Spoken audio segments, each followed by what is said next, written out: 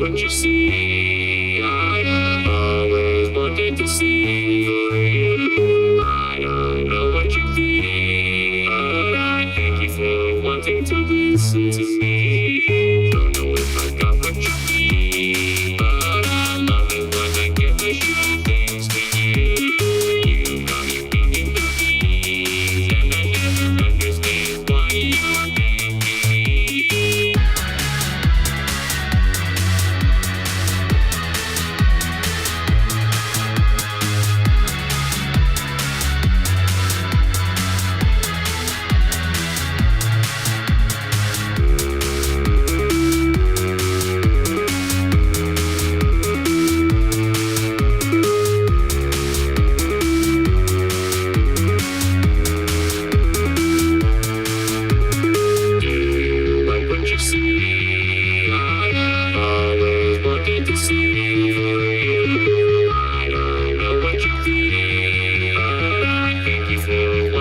Listen to me. Don't know if I got what you need, but I love it when I get to show things to you. You got me thinking the things, and I never understand why you're thinking me.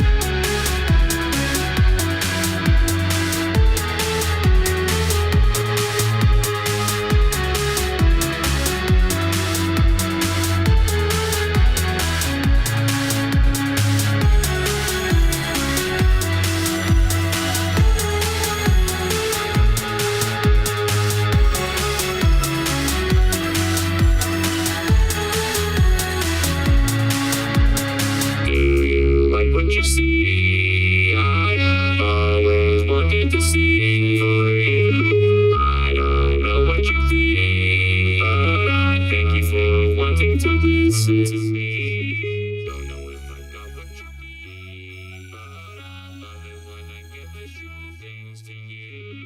You got me thinking the things, and I never understand why you're thinking me.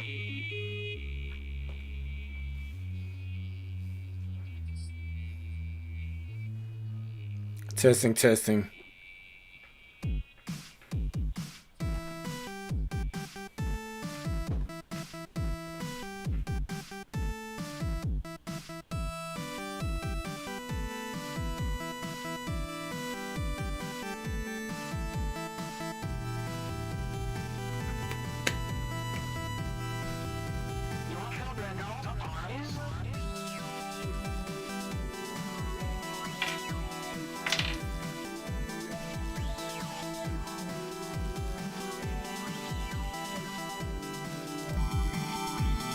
Alright, we're live.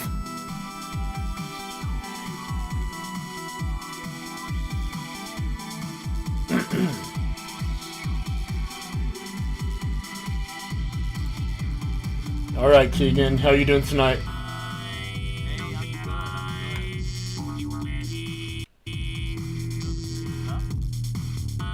I need to turn you up a little bit. Cool. It's not playing for me. You have a different video up, I'm guessing? Well, it's not playing? Oh, here, yeah, okay, there we go, sorry. My bad, I posted a different link. Cool, no worries. Cool. Alright. So does this sound okay with the music, Preem?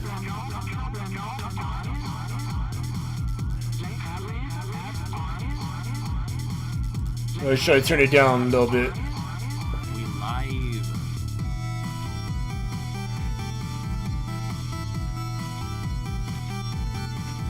live. Preem, you're hilarious, bro. Alright. So I think how I'm gonna do it is I'm just gonna pause the music because I'm finding it a little distractive. That's totally fair. I wish I could have music playing in the background during my gaming videos or things like that to promote my music, but I just can't stand listening to my music when I'm just trying to concentrate. Yeah, I feel that. That's funny. Oh, it says I'm a bit low and the music is a bit high. But I guess the music is off now. Yeah, I turned the music off. I could turn my mic up and get closer to it. No, I think you're good. There we go. You're good now. Okay. Okay. I need to turn you down now. Alright, okay. You're good right there. That's perfect. Okay, cool. I think I might be a little high too. Well, loud. Anyway, so today I will be interviewing Keegan Clark, fellow artist in the Future Movement Beats community. Yes. He is he plays an important role in my community. Well, our community, I mean, should I say. Before we start the interview, like the questions, I just want to say first and foremost that you're a talented artist all around. Thank you. Thank you. You're from your music, and even within the music, remaking songs, and doing it on the fly, like without knowing the keys. That's really. You're really talented in that aspect. Thank you. Along with your album art, even though it's simple. Yeah. It's simple. It's but it works for you. It fits your vibe, and it's really good. And your videography is also good too. You're good at effects and all of that. With that being said, thank you. Watching you come from where you started in the community to where you are now has been inspiring. Thank you. Yeah, it is really crazy how far I've come. It's even crazier to think that I happened across your community, probably like a lot of people, due to just random chance, you know? The first time I came here, I came here because at first I was looking for music communities on Discord because I already spent like I had no idea how to promote myself like through the traditional ways of promoting myself. However, but before I was a musician, I was already a very avid Discord user, and I knew everything about using Discord and making friends on Discord. So I was just like, you know what, I'm gonna look for Discord music servers, and I just was like looking through some. A lot of them were really big, but then I found I attended when I submitted January. At the time, I only had one EP on Spotify, and the Easter egg EP, where I was trying to kind of experiment with the Yulin loudness meter. Yeah. Yeah. Julian Julian. I've never understood. Is it say. Julian or Yulene? I always said Yulene, but I started calling it Julian ever since Richard Freeman has called it Julian. That's cool. All right, let's get to the questions. So the first question I have written here is, what made you want to make music? Oh, okay. Well, I would say it was fairly out of the blue, to be honest. I'm not like a lot of other people where it's like, oh, it's always been my dream, it's always been my passion. It didn't start that way. Music was fun, but a while back, I wouldn't even consider myself to be that cultured in music. I just listened to whatever was on the radio. I was pretty uneducated when it comes to music, uncultured. But I think one day, I guess I was always sort of associated with music to one degree or another, but like I never really considered it a career path ever, because I was just like, I always consider like, oh, it's learning an instrument is hard. I played violin, but then I dropped it, but eventually I was just like, you know what? I want to try making a song on a DAW. I want to try using FL Studio, because my brother actually introduced me to FL Studio. He never really ended up using it. He had the free version. But I was intrigued. I made a few songs with the free version, recorded them with Bandicam before I could export them, because the free version of FL Studio didn't allow you to export tracks. I didn't know anything about mixing or mastering. I just assembled the default kick and snare and messed around with different samples and shit. It was an interesting time, but yeah. Hey, it's good that you found it though, because I'm proud that you did find it. Like, I'm glad that I get to hear what you could come up with, because it's always interesting. It always intrigues me. You do like things that a lot of musicians just don't do, and you fit in like some sort of genre. I'm not 100% sure what it is, but you have your own style. Yeah, it's like your own. It's like the Daft Punk, but it's not. I don't know. It's just you kind of have that. You have the. I could see, kind of what your sound kind of sounds like, but it still has like your own Keegan Clark vibe.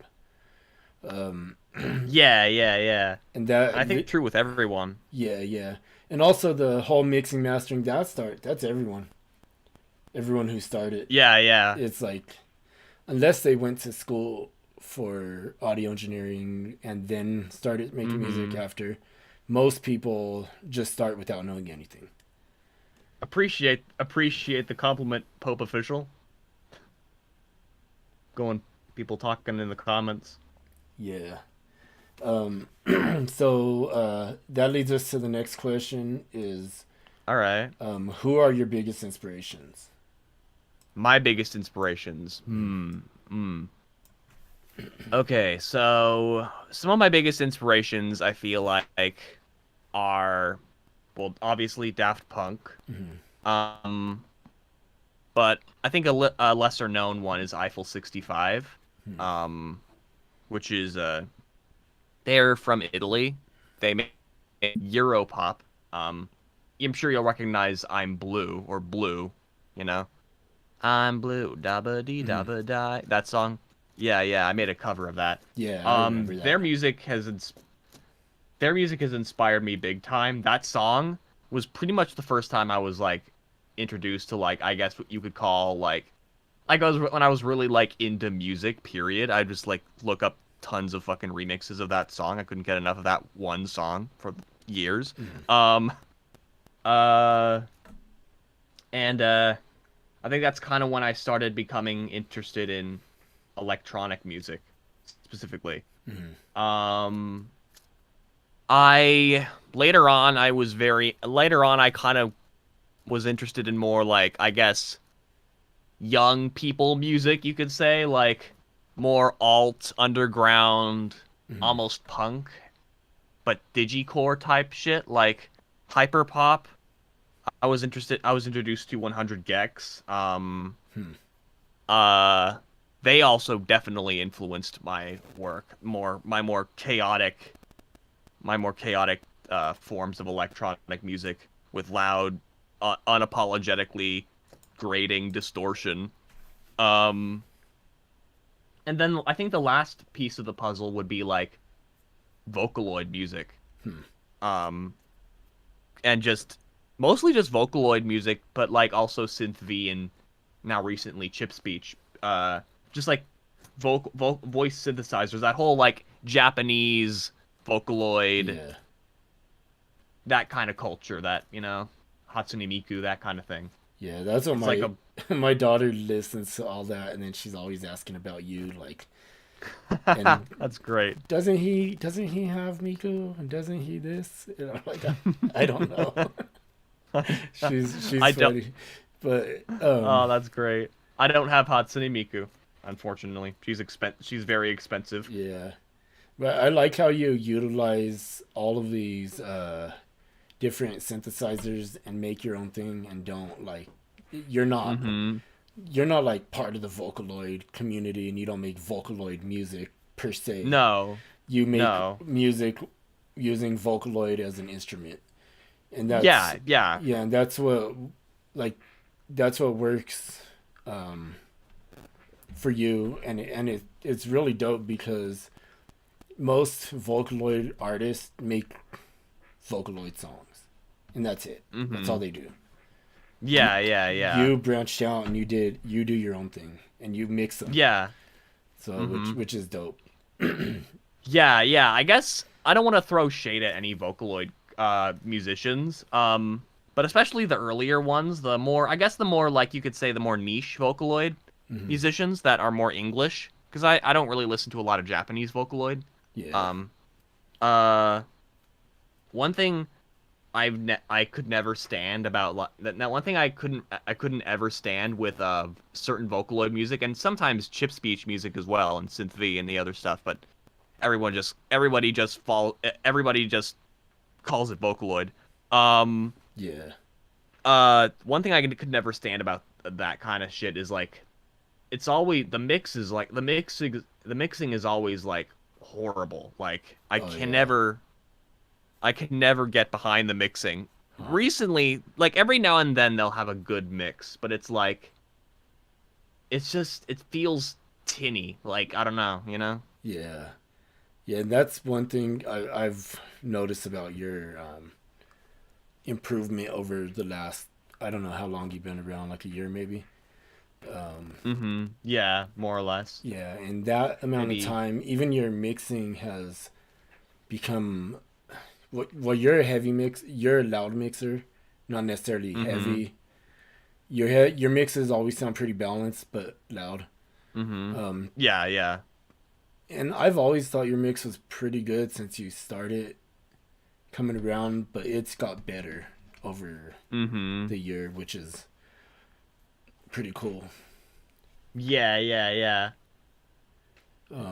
Keegan put me on to one. Yeah. I did introduce you to 100 gex Preem. I'm so glad that I did too. Hey, wasn't that in one of the reaction time streams? Yeah. I introduced him to Money Machine, the music video Money Machine. All right, Dude. Yeah, that. Anyway, let's move on to the next question. Okay. What are your goals with My music? goals. Like as a musician. I mean, my goals. Let's see. One of my goals is like, I mean, I don't want to. It's like, it's interesting. I want to be more popular than I am now, but not necessarily because I want to have like an ego trip or anything. Like that's not why I want to get popular. I thrive off of I thrive to some extent. I thrive off of attention, and when people react to my music, it's cool. I like when other people engage with my work. Yeah, Who I doesn't? feel that. Yeah. obviously I don't want to have all the all the harmful side effects of getting too famous, where like people, I don't know, like think of me for like are like obsessed with me, I don't know, or like either like are obsessed with me for no reason, like literally think of me for a prolonged period of time, even though I don't even know them, like that. That's scary. I don't like that. I don't like the thought of that. But it's like, no, I would like to be more popular. I wouldn't mind like a niche popularity, kind of like a lot of the underground, a lot of the more popular underground artists I listen to, like 100 Gex and shit like that. I wouldn't mind being as popular as they are. I would like it to be kind of like my career. I could make money off of it, that kind of thing, you know, like almost like a YouTube kind of like a YouTube channel, sorta. Like I feel like my YouTube channel would be a huge part of my presence as a musician, which is part of the reason why I'm all of a sudden terrified of losing it to copyright strikes. Yeah, I feel that. I feel that. Yeah. Preem says sometimes I feel been around since January 22nd. I'm guessing that's last year. So yeah, more than I've been visible on the map for around that amount of time, I believe. I really I started making music, I think maybe almost a half a year before, maybe more, but I never released my shit on Spotify or anything. I didn't have a distributor until till then. I used to have all my shit on my YouTube, but then I privated all that, and because the mix was horrible, and I just kind of wanted a fresh start. But I'm re-releasing a lot of the same songs and just improving upon the mix. Anyway, I don't know if that answered your question. It did. Cool. I guess, yeah, just my goals in general as a musician, I want it to be my career. Cool. And that right there answers the next question. Yeah. That was the next question. What do you I mean, I guess I could also say one of my goals for being a musician is like to spread a message. Like, I guess like use my I wouldn't say I have much of a platform now, but when I do gain more popularity, I'd like to use my platform for political activism, shit like that. Improve the world. Because I have a lot of, I think, and because I like I'm very politically opinionated, and I feel like there's a lot of scary shit happening, and I feel like it would be cool just to have another artist express their art in a political way. I think that would be pretty cool. Yeah, that's one of the things. I used to be pretty political and like want to do a lot of activism, but then I got older, I got married, I had a kid, so then that kind of, now I just want to make my life personally better. Not that I don't care for other people's lives, because I do, but once you have a family, then that's the important thing. I can understand that. I don't have a family of my own yet, aside from like my parents and my brother, but I don't have a. And it's different when you're like a single young male. That's when I was young. I used to go to protests and like Columbus Day protests, and I used to be leading the charge with the bullhorn, and I used to be all about it. And then Keegan 2024, Preem says, Keegan for president. Oh God! Jesus! I think Keegan, Keegan needs 12 more years legally to become president. So yeah, I don't think I could manage that. But hey, if our current administration has it, I think anybody can do it. Fair enough. I'd be better than Trump, but that's not a very high bar. No, not at all. Anyway, so the next question was, do you look at music as a hobby or a career? You answered that. Career, yeah. So I'm gonna kind of go off of that and say,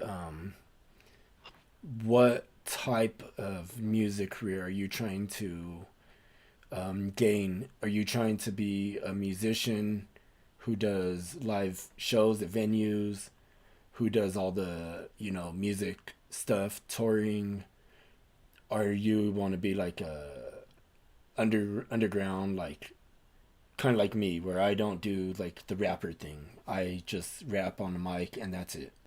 I don't go out. I don't do shows. I just rap on the mic. I release it and to the world. And that's it. Yeah, I'd love to do shows eventually. For the time being, it's probably not gonna be for a while because uh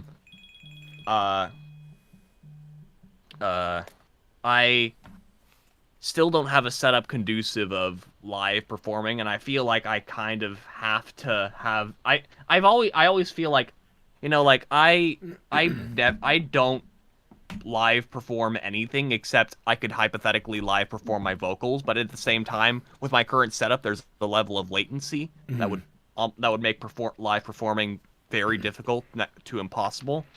Like the only time I would imagine going to shows or like I feel like I don't know if I eventually I'd love to tour, but I feel like I'd need some kind of excuse. I'd feel like I need to do something live in order for people to want to see me live. Yeah. Because instead of just like come on with my laptop, hey, let's play my music. Click. Just plays a wave file on my computer. Yeah. Yeah. I don't know. Bro, when back in the day I used to do, I'll give the sound guy a CD with like 8 beats on it, and then they put that in, and that was they just played that, and we would just rap on that. But I feel that, yeah, whole, if I'm not gonna bring anything, if I'm not gonna bring anything interesting to the table live, what's the, then it's basically just like you're paying money to listen to a song on Spotify, except it's played through loud speakers and the reverb of the room is kind of ruining it. Yeah. Like it's like what do you get out of it, like I feel like I'd like to DJ. Maybe that would probably be like a cool thing for me to do, but like I don't know if I've never thought of using FL Studio for live performing. I don't know how that would work. I don't know if I would set up a project. I have this. I mean, I could probably use this thing to DJ, like manipulate some of the knobs and shit. Oh yeah. Add some effects. I really like adding some effects. I feel like another cool thing I could do is like play chips live, because unlike other things, chip speech could be played live on a piano. However, I also feel like I need to be better at playing piano because I never learned piano before buying a keyboard, which feels like in many cases like, why did I buy a keyboard if I don't know how to play piano, well, you have a keyboard and you have presets with sounds, so just learn. Yeah. I'm still that's how you got to do it. You just got to do it if you want it. Oh god, what happened? Oh no. Oh god. I forgot I had FL Studio open. I pressed some some pads and then it started playing sounds. Oh, I didn't hear it. No, it's fine. It's fine. It was all on my end. Damn, y'all are both gonna be DJs, you and Preem. DJ Rich F. Preem and DJ Keegan Clark.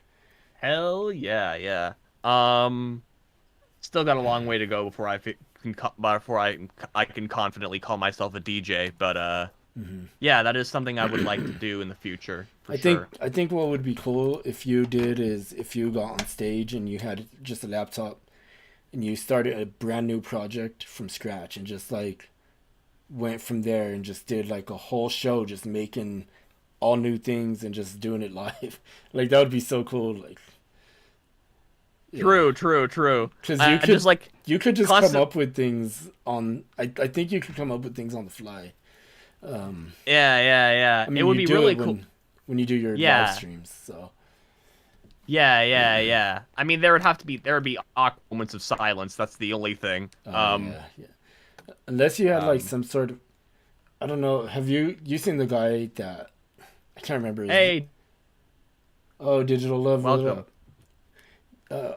I don't remember the dude's name, but Preem showed me him, Mark something, where he like starts Marks. he starts a beat on his machine and it's like a sampler. He puts it on like loop, and then he like does another loop, and then he just keeps playing different loops Yeah, yeah, live. like yeah. Yeah, I think something I, like that would be dope if you got like a sampler like that. I think that would that be would be like a good tool for you. that would be cool. Yeah, yeah. Cuz I what like one thing I could think of doing would be like loop my track on FL Studio, but then or loop what I have so far on FL Studio, but then of course I would have to take it off the loop to play a new melody, and I feel Yeah, like I would have to listen to the notes to assemble the melody, and that would kind of throw things off. Except if people didn't hear it and continued to hear the loop while I yeah, was making that with headphones on, then we could be going then we could go somewhere. But yeah, I don't know. It's an interesting process. I could also imagine just like if I can take care of the latency issue, just I could live perform, I could vocalize over a lot of my tracks. And that could be the special thing I do. I think it'd be really cool to use talk boxes as well as vocoders to. I still yeah. really am interested in the electro spit talk box. I don't know if you've heard of it. But it's No. the talk box. It's a talk box where you don't have to put a tube in your mouth. It's like wraps around your neck and vibrates in your neck and comes out of your mouth. It's pretty cool. That's Very expensive, but kind of. pretty cool. Oh, I think I did see something like that on Sweetwater. No, Oh, really? Sweetwater. yeah. I think I. I didn't realize Sweetwater sold it. No, I'm not sure. I'm just thinking that maybe because I see a lot of ads on Instagram for music things. Ah, So I don't yeah. 100% remember. I think Electrospit. I could be wrong, but I think Electrospit is some kind of like nonprofit. Uh, I don't know why it didn't blow up the way I thought it would. There's a lot of. I mean, it's still pretty cool. It has a niche. It's funny. I was introduced to the Electrospit through Alex of all people. Um, because I just saw one of his videos. He was just like fucking around with the Electrospit. He was one of the people who was like given one for like a Kickstarter or something.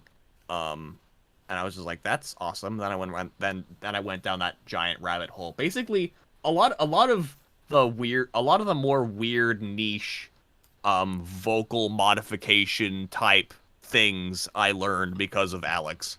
Oh, that's cool. That's cool. Yeah. So I think that answered my question. About where you want Yeah, to be. I went on a long ass tangent there. No, you're good. This stream is all about you. So Cool. let's see. The next question, you answered it in your introductory. I'm gonna answer it anyway. What made you want to find a community of musicians Yeah. to network with? Yeah, it just kind of happened by accident, you know? I mean, I always wanted to have a group of I never really thought about finding a community of like other musicians. I always just thought of I want to find a fan base, but I never thought about, oh yeah, we could be mutual. I could find a bunch of mutual musician friends, and we could complement each other's each other's music. That wasn't something I was originally thinking of, but then I met you guys and was like, it just kind of happened, and I'm Yeah. glad that it did. Oh yeah, me too. It's crazy because like with me, I just wanted people to listen to my music, and that's it. I didn't care about anything else, money or nothing. Just want people to listen to my Yeah, music. yeah, So then, same, basically. yeah. So then, like I was in this mentality though that I was like not better than anyone per se, but like that I didn't need help from anyone. That I could do it on my own. It was like my thing that I'm an independent artist and I never took help. Like, but it was kind of egotistical. And then I met Preem and I started this server like the same day, and I don't know. Since then, I felt like, because what happened is I dropped an album in 2019 of beats, and it just failed miserably. I mean, I probably got like 1,000 plays in a year, so it was horrible, and all 1,000 plays were probably me.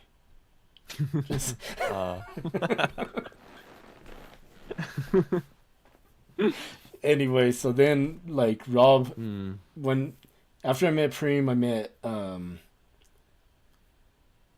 don't remember exactly who I met before Rob or Stan, but I met Rob and Stan probably a couple months after Preem, and then we were talking in Busyworks server, and we kept sharing music, and we were like complimenting each other's music, and then I invited them to the server, and then Rob was really dope, and he taught me a lot of things, and like honestly, Rob kind of showed me humility, and like that's when I think I opened up to the fact that maybe I do need help from people, and maybe I do need. And starting this community, I never even thought like it would go anywhere. Like I never thought about I'm gonna be the head of some community of musicians one day. I didn't think of it. A thing for me. Yeah. And when number one, I didn't expect to be in a community of musicians. Number one, number two, I didn't expect to be in a position of authority in this community of musicians either. Yeah. And the reason, like, there are people, I still can't believe that there are people who join a Discord community because of me and consider me as one of the main guys, Yeah. To me, for the longest time, I considered myself to just be like, I don't know, like one of the little people submitting their little tracks, Yeah, and it started like that for everyone, actually. Like, yeah. I mean, even us, like me and Preem, we both had, so when he started streaming the first time, he had like 20 subscribers. And I think I was like number 21 or something, or maybe 22.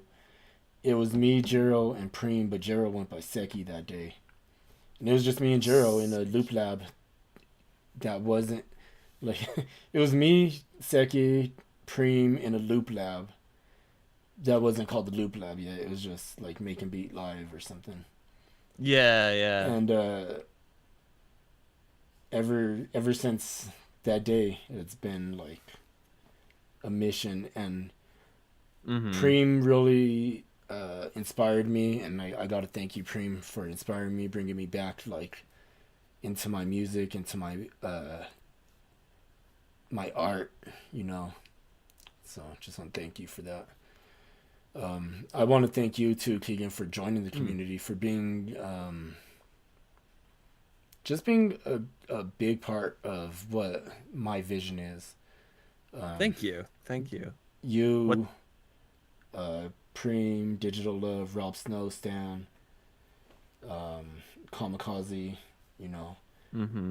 we've been a pretty good tight circle, and I know, like, I mean, we all live our own lives, and we all will go off into our own world sometimes and not be a part of this. And that's cool. I've done it, Preem. We all do it, so. But I didn't start this I didn't start the community like for me to trap you. No. Like no. And that's what I had to tell Z, because he's like, man, I'm sorry you haven't been coming around. It's like, bro, you're doing your own thing, and that's cool. Yeah. So even Rob been gone for a minute, but I think he's about to be back, I still making can't beats and dropping them.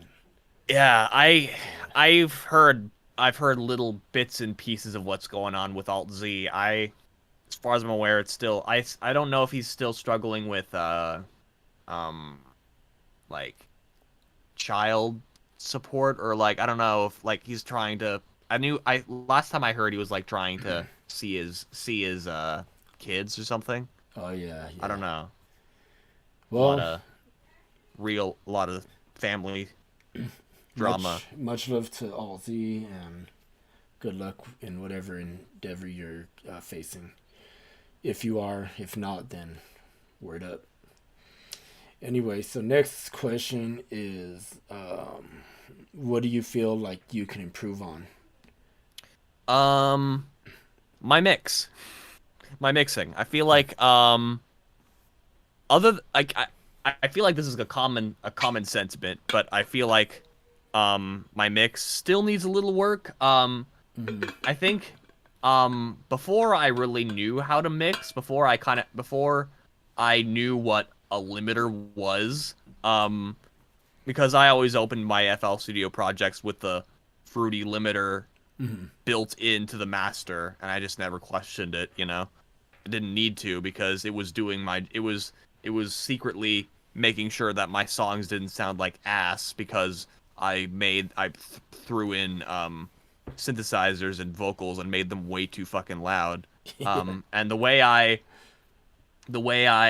mixed was I just it was basically just like a screaming match between different instruments, and whichever's the loudest shines, you know. And that just results in like audio bricks, you know, where it's just like it's always like constantly at peak, constantly like at its peak, and it just oscillates between different sounds. The only difference is and what's so funny and ironic is it's still I still have that problem.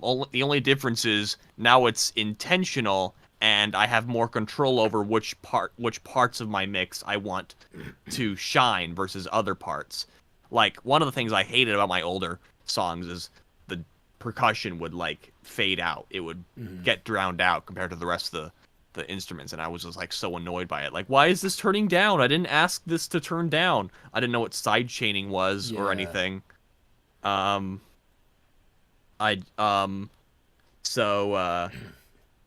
had to learn that. I ended up actually making realistic audio hierarchies. I turned things down I tried turning loud things down instead of turning quiet things up more, as a general matter. And then I was also introduced to Maximus, which is way superior to Fruity Limiter, because it also doubles as an EQ thing, and has other controls as well, like distortion, and I think like it can exaggerate stereo separation, shit like that. But ironically, I just ended up compressing a lot and resulting in the same audio bricks as I did before, except just more control this time. And that's just the way I like my music to sound. But at the same time, it's like I don't want it to be a brick. I want it to be maybe slightly less than a brick. Like, I want the percussion to take precedence, and then vocals, then the rest of the shit. And what happens is I end up sidechaining everything. So everything is like max, you know? Yeah. Maxed out. And it sounds okay. Like, it's crazy how okay it sounds, but when I look at it on my phone, I'm just like, really? And when I compare it to other people's waveforms when they've shared music with me, it's like, something's not right. Theirs sounds a bit more nuanced. Mine is just a brick, you know? Yeah. I think a lot of that could do with volume too. It's definitely a volume thing, yeah. So if you have I always leave my volume on my master at 0. I never really touch that. I just leave that at 0. Everything I do is within all of my other tracks and buses. I have a formula that I go by, so all my songs, pretty much, the mix sounds the same. I think I can improve on my mix as well still. And I think I do improve on my mix every time I do mix something new. But I think everyone always has some something they feel like they need to improve on. Yeah. I feel like mostly for me is I think I got the mixing down pretty good now compared to where I was like last year. Yeah. Because it's so interesting. It's so interesting that Rich Av Preem started introducing Yuleen into his music review streams, because I was like, I had Yuleen before I even discovered this community, because I found a YouTube video about Yuleen and Lufs and all that shit. That was what the Easter egg EP was about. I was trying to experiment with, okay, I'll try making some quiet songs and then some loud songs. I have a quiet January and a loud January. And let's see if the because I was told, like, I don't know, Spotify would bring up the quiet January or something. Yeah. I just ended up not. It's still an enigma to me. Like, I don't know if I'm ever gonna stop making loud tracks. I don't think I'm ever gonna stop making loud tracks. I think what I'm gonna stop doing, however, is making bricks. I'm probably gonna try to make certain parts of the track quieter than others. I'm probably gonna take it down a notch on the heavy bass. Just chill out a little bit, but not to the point where I don't want to. Not to the point where it's like to a point where Yuleen would probably like. I don't know. I still like making loud tracks. Still part of the Loudy gang. I have but a friend. I don't want to make bricks anymore. That's the thing. I have a friend that told me that every one of his mixes he takes. So what he said he does is he will bounce his WAV file, and then he'll put it into a new project, and then he puts on an Ozone. I think he has like Ozone 9 or something, and then he mixes that or masters that with Ozone into a brick. And he said every time his wavelength always looks like a brick. And he said, I don't know, he has music on the radio in Denver, so fair enough. Yeah, you know, so, people like bricks sometimes, I guess. Yeah, Digital Love is definitely a Loudy gang. Yeah. Hey, I still have to see. Sirium, what's up, man? How you doing?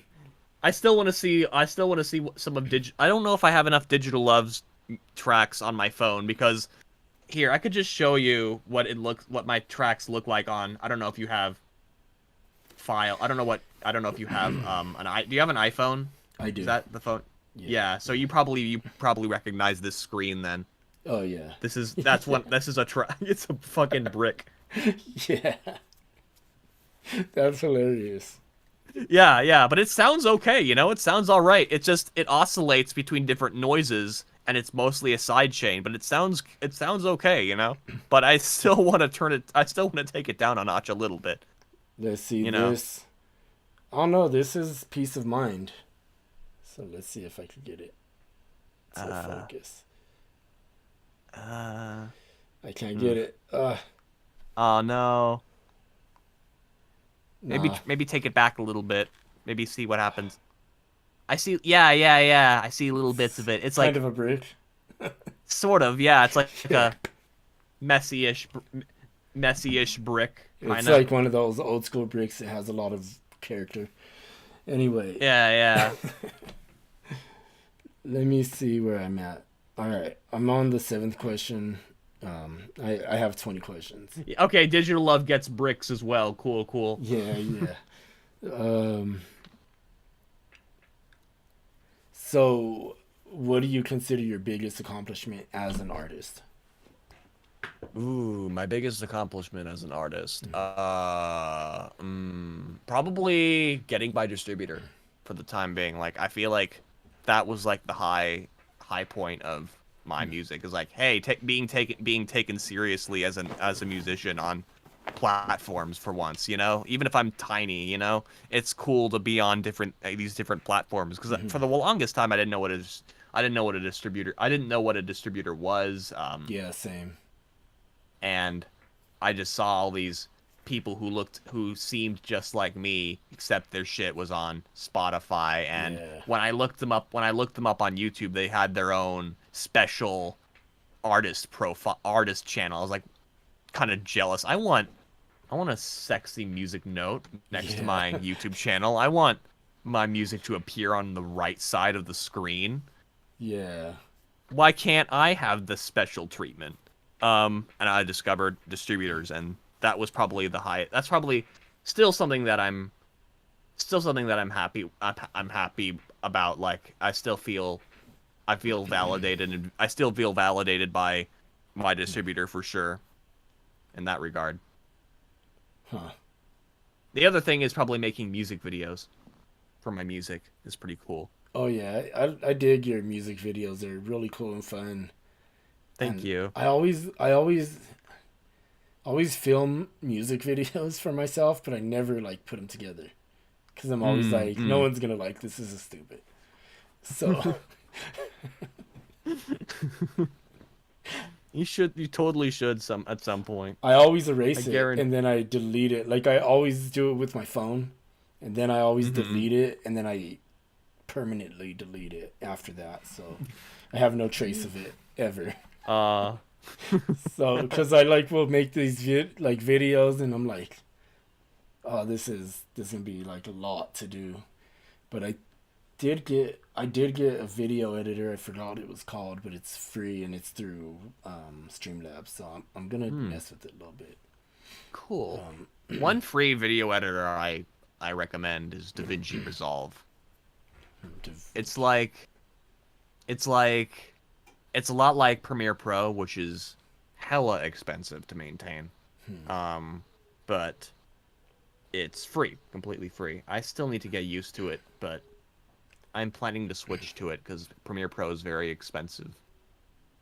Yeah, when I first started doing like coming around to the streams, I was making videos of just like music videos of it would just like be different clips and stuff that I got from like can't remember the website right now. Pexel. So they're just like free clips that you could get that are royalty free. And I used to do that, but then I just was like, and I would make them on a iMovie on my phone. And one other thing when you're talking about your distributor, so I didn't know I was in the same boat as you, like didn't know what a distributor was, seen independent artists. Like, even like producers, just like they'll have an album on Apple Music or Spotify. And then I found TuneCore, which is expensive, and I don't recommend it. Yeah. No, I looked into. Believe me, I was very thorough when I looked into basically every single distributor out there for a while. Yeah, when I didn't really. I just got TuneCore, and then I dropped an album that I made on GarageBand on my phone. Like, the mix wasn't good. The beat for Blazing Quarter Pounds was on that, though. Nice. But, yeah. Anyway. So. Okay, here's another question. It's kind of a cliche interview question, but I'm gonna ask it anyway. Okay. So, where do you see yourself in 5 years from now? 5 years. Hard to say. Probably. I want to have a girlfriend by then. Hopefully. I don't know if this is specifically for when it comes to music though. No, just in life. Life is, okay. Yeah. I don't know. It's weird. I feel like, yeah, probably I don't know. Sometimes I get minor bouts of loneliness. I don't know. Want to find someone. But at the same time, I kind of want to prioritize. I kind of want to put myself. I feel like I need to work on myself as well. I feel like I want to go to therapy. For a plethora of different reasons. That have to do with my previous relationship. Other than that, music. Well, I mean, hopefully more popular, I guess. I don't know. I feel like I would like to work towards Yeah. my building more my aesthetic. I already have a very sci-fi rave cyberpunk aesthetic, and I really like it. And um I don't know, it's like I like combining my aesthetic with, I guess, political implications behind it, because it's like cyberpunk is like punk except it's the future. Yeah. And I've never really considered myself to be like a punk or anything, or punk, but like, because it's like I've always been fairly well off. I'm middle class, but I've always been sympathetic, and I've always been very politically motivated towards income inequality and shit like that, as well as, like, I don't know, minorities being treated differently. I've always found that to be disgusting and gross, especially since it seems to be happening again more often. I don't know, just a lot of stuff. I don't know. I feel like, yeah, I'm rambling. Oh, you're good. You're good. So in 5 years, you're just hoping to be kind of a little. Just more. Yeah, go ahead. I guess more well-rounded human being, just like in every way. Sometimes I wish I could just turn off my loneliness, because it's kind of a liability. I want to focus on my work, but you know, it happens. I get it. It's a thing. Yeah, you just have to, if you do find someone or whatever, it just has to be, just make sure that it's like one of them things where they support you in what you want to do, because if they don't, it's not going to work. No, my last partner was very much like that. I feel like I need to go to therapy because I feel like my standards are too high. I don't know. I feel like the reason why we broke up is because of me, because this person was perfect for me in every way, emotionally, and when it comes to, you know, this person's personality and everything, but I just didn't feel anything. I didn't feel any sexual attraction to them, sense, and it sucks that has to be a factor. Something so shallow as that. I feel like I almost wish, I don't know, like it didn't play such a active role in I don't know. Yeah, finding when like relationships, there has to be some sort of attraction. Yeah. Or it's not going to work, and that's when a friendship has to be a friendship, and nothing more. Because if there's no kind of attraction, then it's pointless. To try to make it work as a romantic like relationship, or you know, like we were both young and lonely. Yeah, and I think it's hard when you have I don't know, it's hard for me to give any type of relationship advice. You're good, Sundown. Yeah, because I've been married for 14 years, so yeah, that's fair. I haven't been Sundown, single in a long time. Hey, you're good, Sundown. Just get your rest. But anyway, so it's hard for me to say, you know, we talked in DMs about it too. Sure, yeah. And I feel like everyone is kind of on their own path, and if they're not if there is someone for you, because there always is going to be somebody for everybody. It's just when it happens. I feel like there's some sort of divine plan, if you will, and I'm not saying like God or anything like that, because I don't get into religion, because I'm not religious. So it's there's some sort of divine plan for each and every individual on this planet, Mm.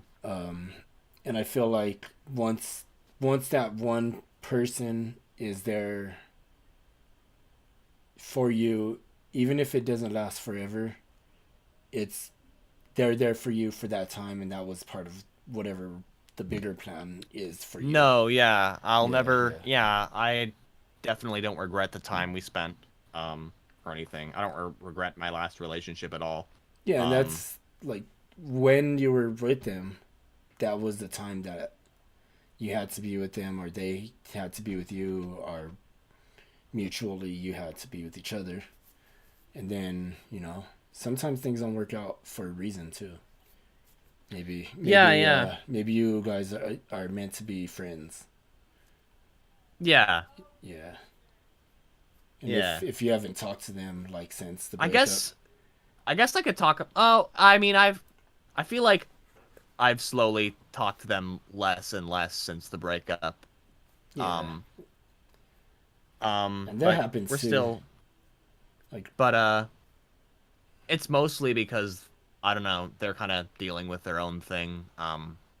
yeah, and that happens too. I have a bunch of people that were in my life 20 years ago that I haven't seen ever since Mm-hmm. since then. And, Yeah, I mean, I'm still yeah. friends with. I'm still friends with them on Discord and stuff, but we don't talk as nearly as much as we used to. Yeah, that makes sense. Um. This, Uh. I guess another thing that I want to that I could see improving in 5 years. Is my writing career. That hasn't even went off the ground yet because I haven't published any books. But um.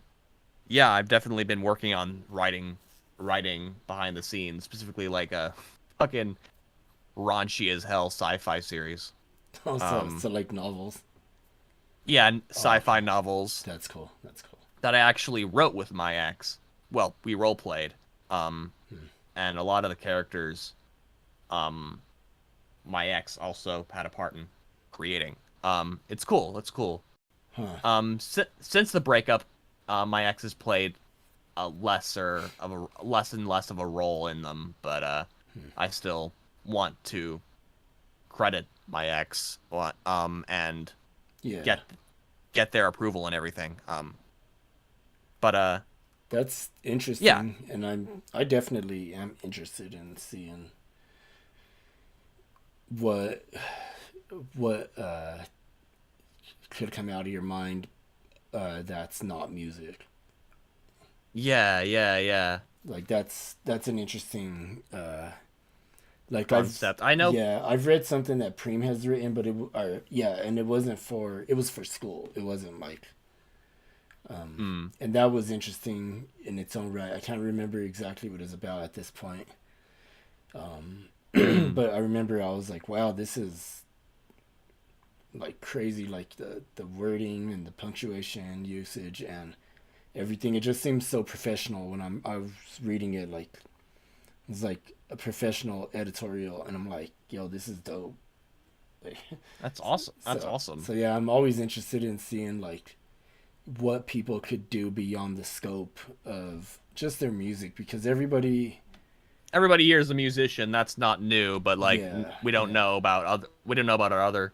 I know Preem is a visual artist first. I know Preem is talking about uh setting up like some kind of thing where people can share other aspects of their artistic.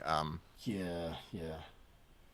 I always forget the name. I feel so bad You of what Preem. you feel What's so what? It was like Flight Mind or something.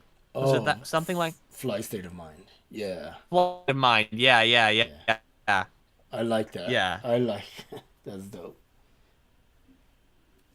Anyway, I don't even remember the question, but I hope I Oh, answered it. 5 years time, that was it. Yeah. bro, Preem, I could have swore that when you sent it to me, you said this is something I wrote for school. Like I don't know why that's like a memory for me, but word. He said it was just random, like random stream of consciousness. Yeah, Oh, which interesting. which was really dope, and I want to go back to it and see if I can find it and read it again. Um, anyway, next question is more on the music side again. Okay. Yeah. What other genres are you interested in expanding into? Uh, um, I really want to get into genres where I have to rely less on my DAW to make. I want to make folk punk for one thing. I want to make other just like I guess more like I guess down to earth grungy type music that just because I listen to a lot of folk punk and a lot of punk like rock or something like shit that I guess it's like a mixture of folk punk, folk rock, whatever.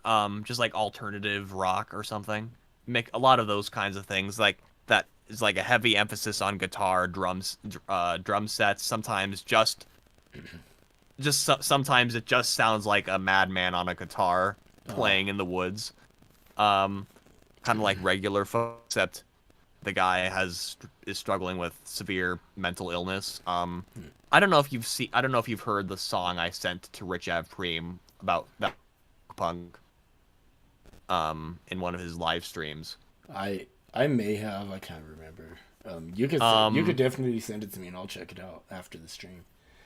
Sure, yeah. But just like I listen to a lot of folk punk when I'm like having a lot of intrusive thoughts, struggling with my mental health. I do remember you posting some folk punk. Yeah. That's kind of hard to say. Folk punk. Folk punk. Yeah. Anyway, I kind of remember you posting some of that for reaction time, maybe. Was it reaction time? Or I don't maybe remember the which kickback, stream. something like that. I think it was the kickback. Yeah. I think that's kind of what got the reaction time spark and like the dot spark, maybe. I don't know. Yeah, but I'd love to get into like I don't know elements of folk as well, just simple folk. Possibly like almost maybe like medieval type music, Irish. I don't know, something shit like that. More so how you just traditional maybe record it through a mic and use like a analog controller. That's something I've thought about using like a controller for a guitar. I don't know how to play guitar. I don't know. This is a long shot. It might I could see this happening in like 30 like I could see this happening in like 30 years when I'm like a well-established musician. Whoa, Keegan tries something radically different? Like I don't know. Like I feel like this would have to happen like years and decades and decades into my career before I really feel like I'm ready. I don't know. It's kind of like I don't know. In 2020, Afroman released like 6 albums that year. Like dude was going crazy.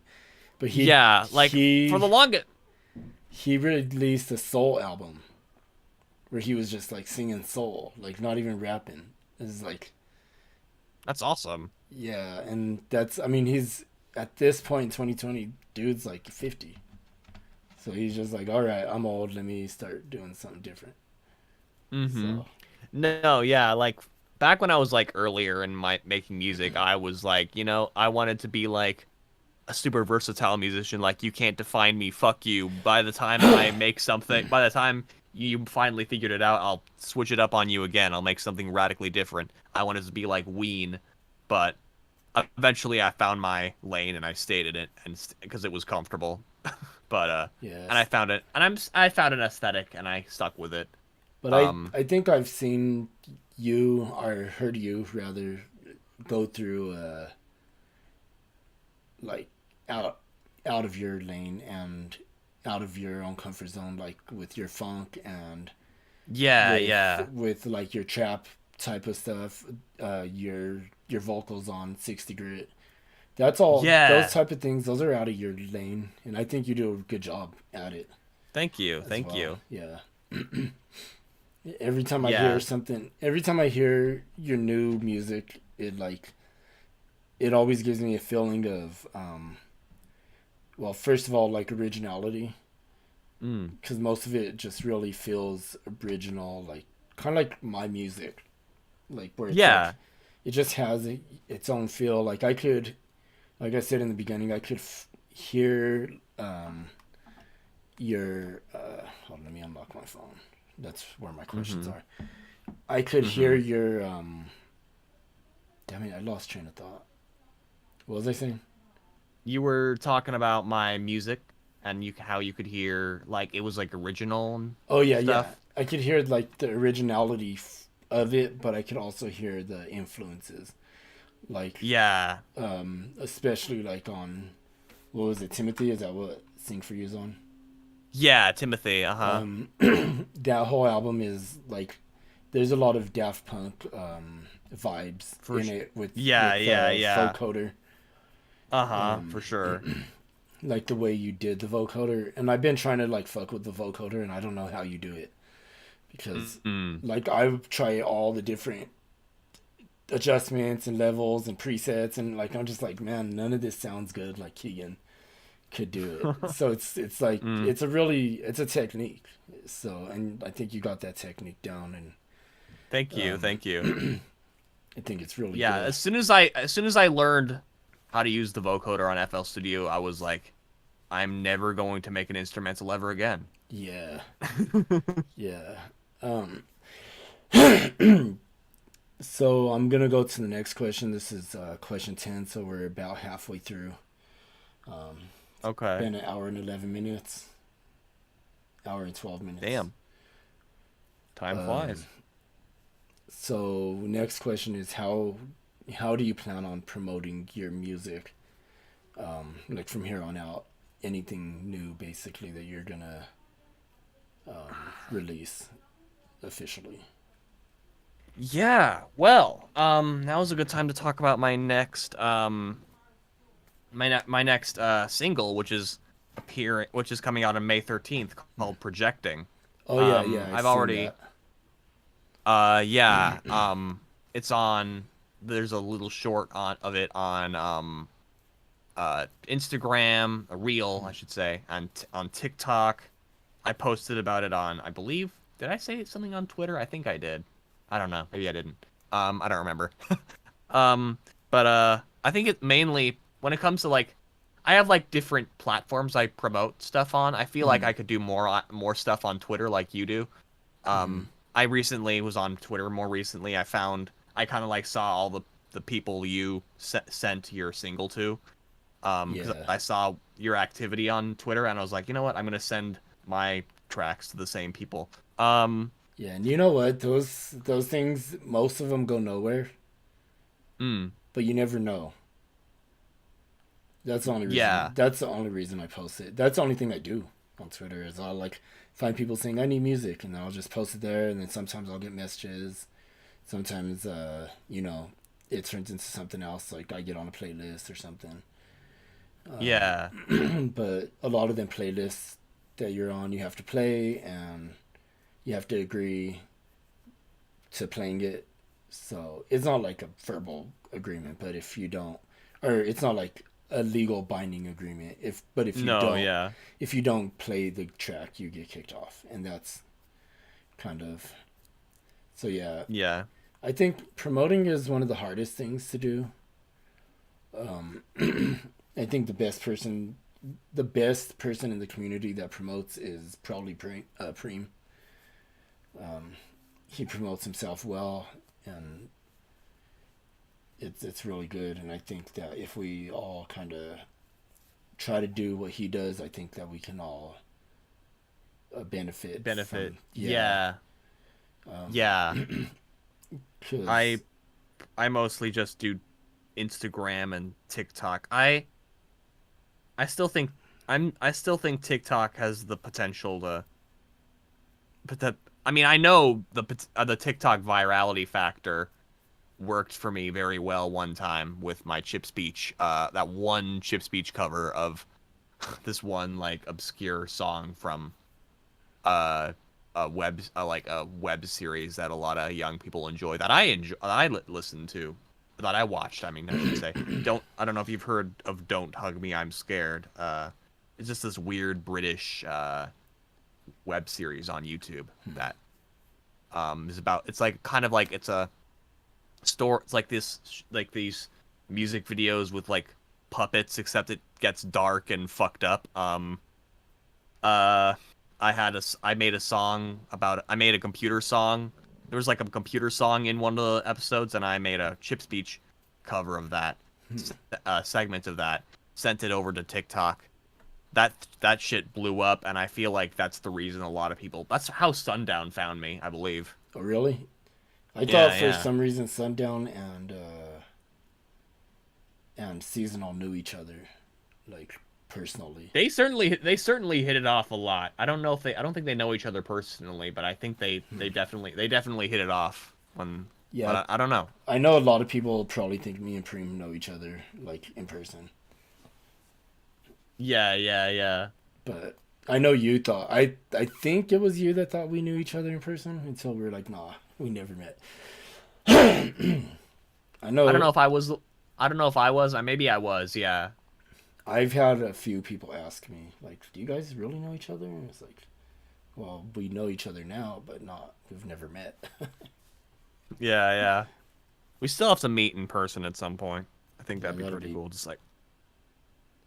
Yeah, I want to go to Cali soon. I don't know. I think my next vacation is Florida, actually. So.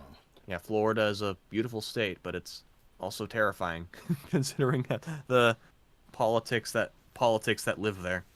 Yeah, I just mind my own business and do my thing when I'm vacationing. Yeah, that's fair. So, anyway, so next question is, what is something you would do to improve the community, as in the Future Movement Beats Discord community?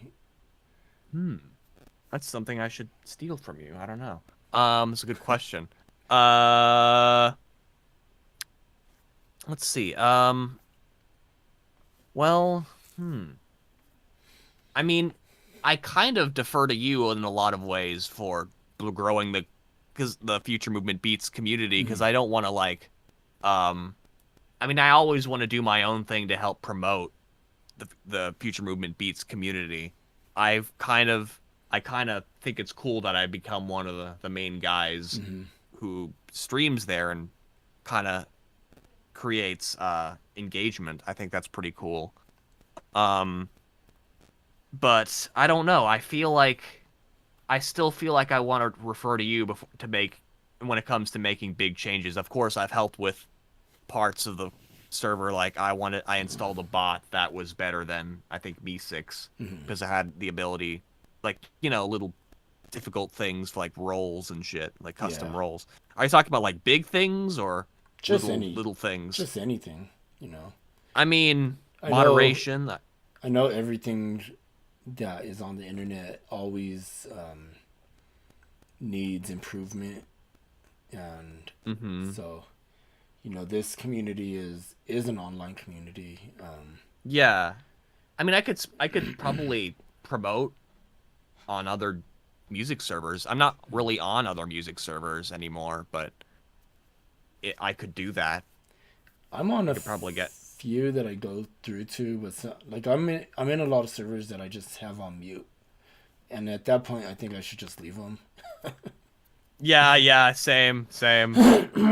But sometimes I do promote my music there, and I don't know if it gets plays or not from there. I've gotten a few messages here and there, and I do have people coming from different streams, different communities all the time. And I'll look and I'm like, how did they find us? So I'll look and it's all Kenny Beats, and I'm like, oh well, I guess. Yeah. I know there's a lot of people who found me and thought I was kind of the main guy on Future Movement Beats, which is wild to me. Kind of like when I first discovered Future Movement Beats, I thought Preem was the main guy. Yeah, but in all reality, all I did is start it. So y'all are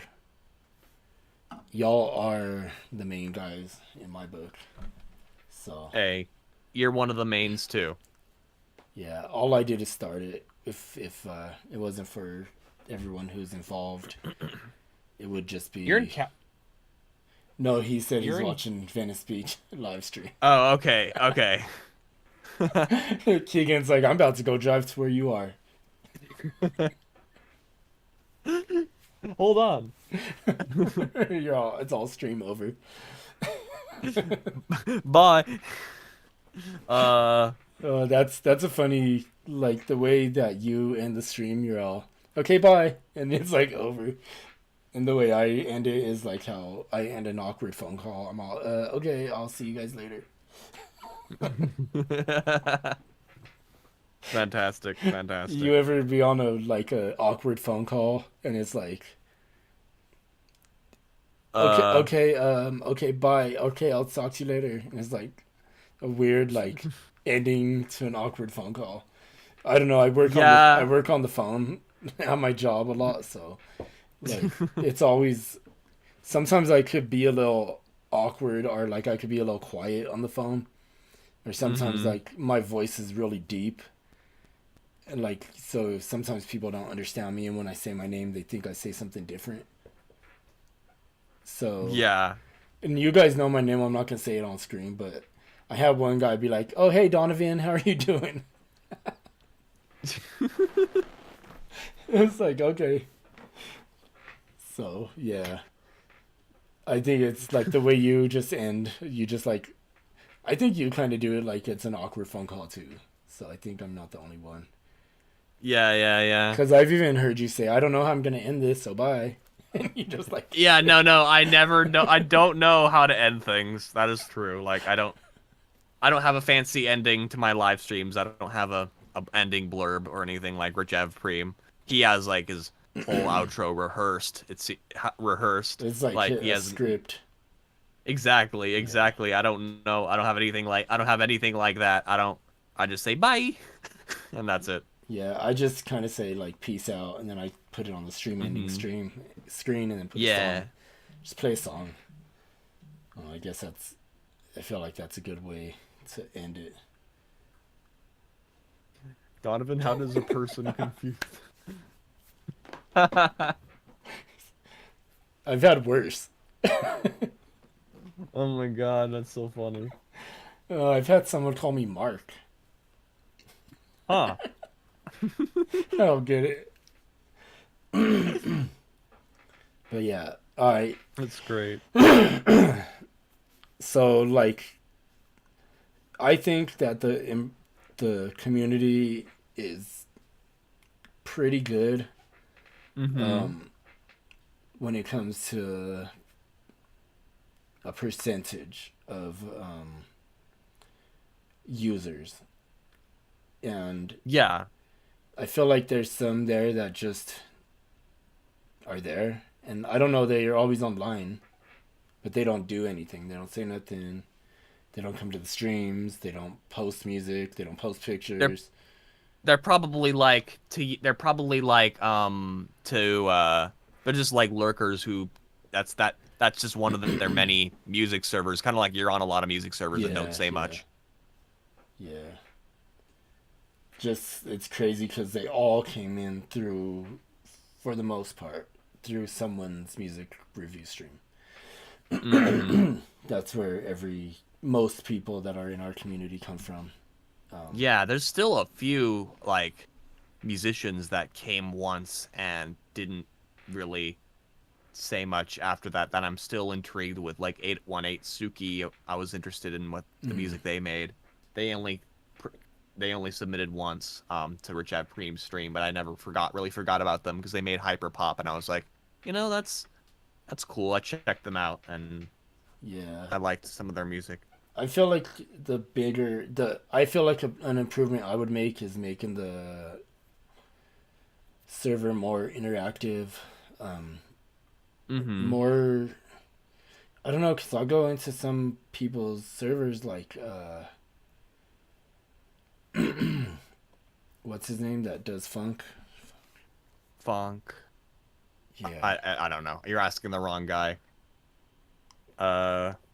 Sure, Preem would know. It's he been around since, man, I can't remember what the server is called. Interesting. But I'm trying to find it right now, but I don't think I'm going to. Anyway, he didn't used to make music, and then he started making music, but he always would share funk songs on like the kickback. Mm-hmm. I can't remember who it is at this point, but when I look at his server, it's like popping. Like people are talking like constantly. And Yeah.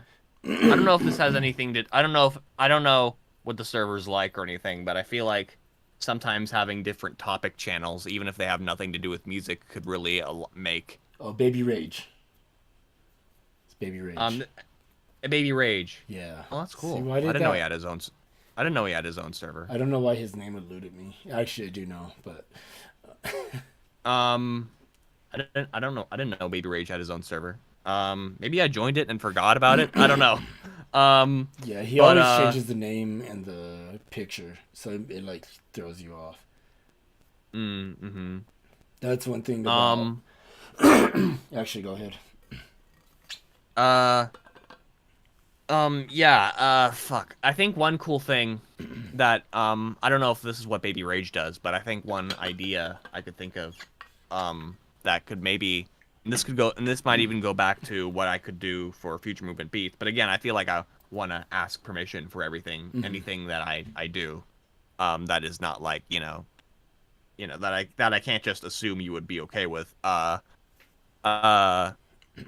would be one of the things being like setting up text channels and chat rooms that aren't necessarily just dedicated to music, but other topics or other things as well.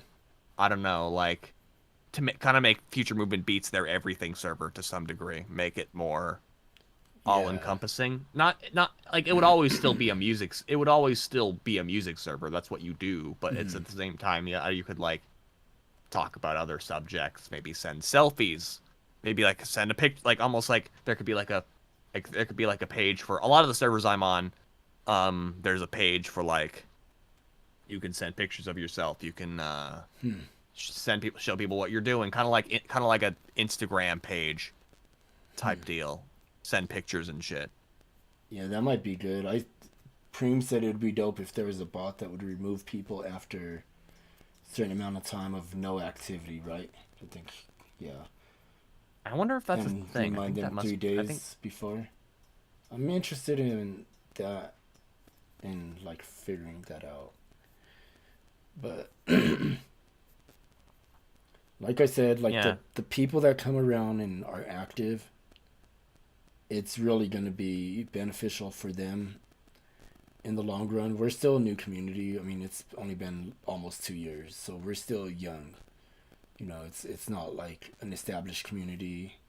None of us have 1,000 subscribers or more yet. Preem is getting there. Yeah, Preem is close.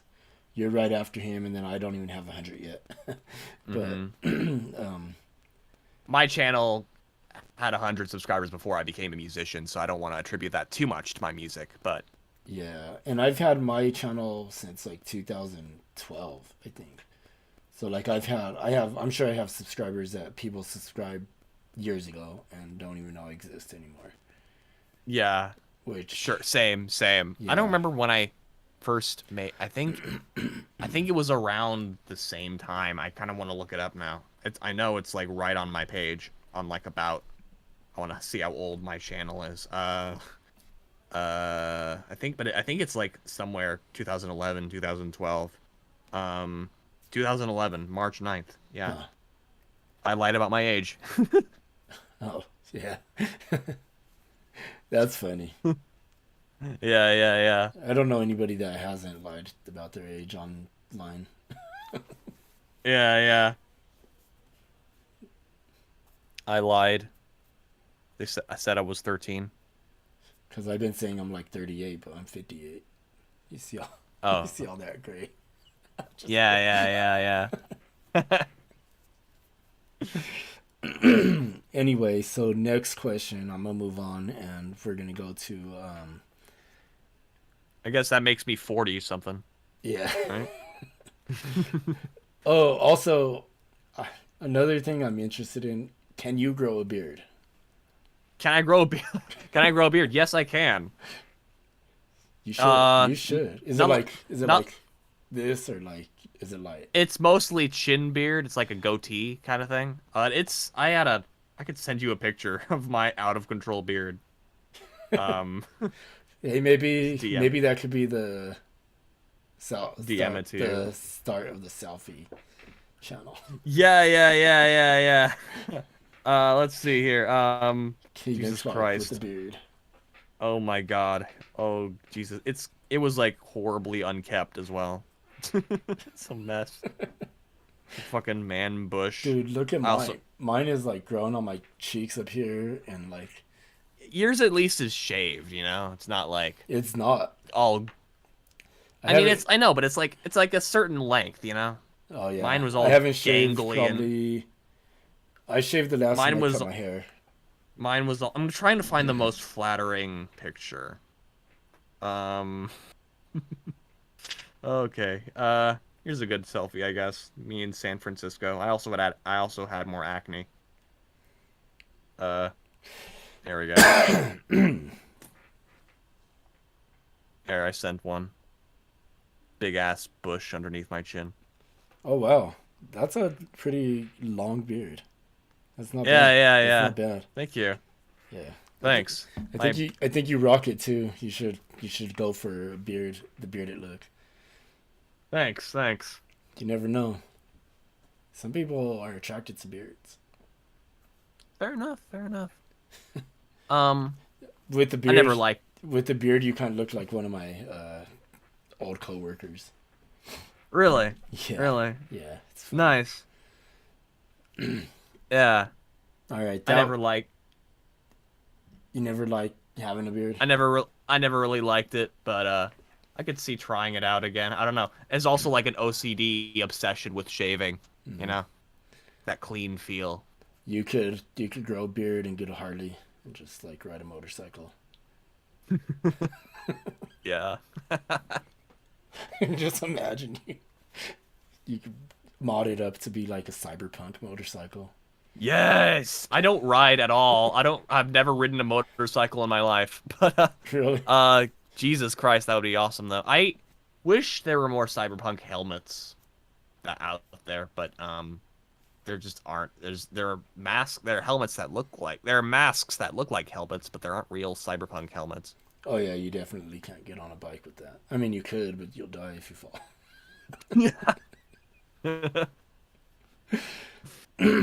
Anyway, that was an unofficial question. Sure. I was just looking at your face and was wondering what you would look like with a beard. Yeah. Now I know. So, Now you know. next question is, I kind of know the answers to this, but it's just there anyway. What's the most challenging part of doing music for you? Mixing. Probably. Yeah, see, that's what I knew. I knew that was the answer. Yeah. Well, it's Trying to think of another. kind of goes with the what could you improve on question. Yeah, I'm trying to think of anything else that I have struggles with. Sometimes I mean, the other thing I have struggles with is probably like, at least something I consider to have struggles with. I don't know if other people would agree, but is inconsistent, like I guess repetitive parts of my track I don't like. Oftentimes I compensate by adding vocals to it. Another reason why I refuse to go back to instrumentals. I don't know. I don't like repetitive, like really repetitive things. I always feel like I have to add something new, new pattern of some kind. Yeah, and I feel that because I think people nowadays are so weird when it comes to listening to music. Like, when I was growing up, songs were 5 minutes long, and people didn't care. I mean, we bump them like all the way from beginning to end. 15 track, 20 track albums. Like, nowadays people want singles and they want 2-minute songs and they want a lot going on. Like, they want a lot of changes. Are they changing it? It's so weird. Like, it's weird crazy, how people are like, I mean, there's some songs like Stairway to Heaven is like, the extended version is like 12 minutes, almost 13 minutes long. Yeah, I love albums. I think they're awesome. I mean, I don't Yeah. listen to a lot of albums. I actually, you know what? The way I listen to music, I listen to, I go on YouTube Music and I just find their most popular songs and then play down. I don't listen to any. I don't really listen to individual albums much, but I love albums as an art form, as well. Like I think Yeah. it says more about the musician than an individual song, than to assemble an album. But yeah. Yeah, the way I listen to music now is probably the whole opposite of how I used to listen to music. Back in the day, I used to just, like, a new album would come out, it would drop, I would listen to it over and over and over again. Mm-hmm. And then that's like what I'd listen to for like weeks. And then later I would listen to the new next album from the other artists that dropped. Yeah. Now I listen to the community's music during live streams, pretty much. And Cool. so like even when you drop an album, I want to listen to it, but then I'm like, if I listen to it, then I won't have the like awe factor when I do hear it on the stream. Yeah, yeah, that's yeah. Yeah. I still feel bad I don't listen to enough of your guys' music on Spotify just because I don't like listening to ads on Spotify. You know, it's all good 'cause, though, because I know Spotify is really the platform that everybody gives a shit about. I listen to you guys plenty on YouTube Music, but Spotify. if it was up to me, it would be Apple Music for everything. Because Apple Music pays the most per stream. But Apple Music doesn't have the same thing Spotify has, which is playlists, curators. Yeah, for me, a big use, and like people use it. Everyone uses Spotify. yeah, yeah. One thing I love about YouTube Music, other than the fact that I have digital. it, and it came with my YouTube Premium subscription came with my phone plan, so it's kind of a no-brainer. But also, it's just like I've always loved YouTube. Like before I was a musician, I wanted to be a YouTuber, make YouTube videos, and a large part of my presence as a musician is also, like, I'm not just Keegan Clark the musician, I'm kind of Keegan Clark the YouTuber as well. Yeah, yeah. And I even added that in the description that you are a YouTube streamer and interviewer. Yeah, yeah, yeah. But I like that about YouTube, and I like the fact that you can also make playlists on YouTube. It's not just a video. I feel like it could be so much more than a video sharing site. It's also a great equalizer because it's very similar to SoundCloud in the way that it's and BandLab distributor music places where you don't have to use a distributor to spend money, because like you could just make a music video and put it on the music category, and you could play it on YouTube Music like any other song that a distributor would release for you. Yeah, what else is cool is that you do get your releases on YouTube as well from the distributors. So yeah, exactly. yeah, like I think YouTube is a win-win, but there's a lot of policies and like there's a lot of YouTube like terms and conditions that you need to follow. That's kind of it. It limits YouTube. And it's hard to be a part of YouTube's algorithm. You have to get a good following before you're even part of YouTube's algorithm. Yeah, I guess I kind of have some confidence already because I am a part of a YouTube channel that got to 1,000 subscribers. Yeah. Nothing to do with music. It's a kids channel that I want to end eventually. But you have another YouTube? I do, but it has nothing to do with me or my music, and I work on it with my cousin and brother. It's a YouTube channel. It's a YouTube channel about stuffed animals and shit. It's for kids. Oh wow. We started when we were like 13 and 14. I would have never guessed. Yeah, you could have a huge ass fucking collection of stuffed animals. Oh, do you? Yeah. They're right next to me. In fact, they're over there. Big ass pile. Oh, you know what? I think that I've probably seen them in one of your streams, like in the background, like before you were using like a blue screen or something. Yeah. That could be. Yeah. I think I kind of remember that, but I'm not sure. It could be a false memory. I think I talked about it once during my Minecraft stream. I talked about the fact that I was part of another YouTube channel that went to 1,000 subscribers. So I guess that part of me is like, I know I've lived that through a different brand, so to speak. I was the primary manager of that channel before I decided to, like, you know, I guess I still work on it, but it's like I'm trying to phase it out. So is that channel monetized? It's not monetized. It's a labor of love primarily. We wanted to monetize it eventually, but I don't think we're gonna continue it much longer. We kind of lost interest. Yeah, I think your channel is probably the better channel to focus on because it's something you do on a regular basis, and it's something I'm interested in now rather than the past. But I guess my point being is like I feel like I'm already a YouTube veteran. Mm-hmm. I understand the algorithm a lot. I feel like as long. It's probably the better channel to focus on. Oh, go what? Oh wait, I can hear. No, sorry, it was. For some reason, I have the volume all the way down on my phone, and I was just checking something on the stream. I was just trying to play it, and I had the volume all the way down, but it's playing volume. It's weird. Weird. iPhones.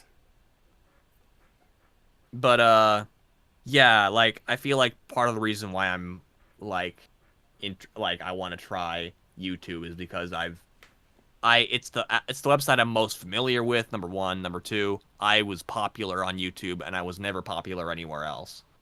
I understand. So I guess that's just a simple-minded, but yeah. It's like, yeah, YouTube good. I know YouTube. I grew up watching YouTube as a little boy.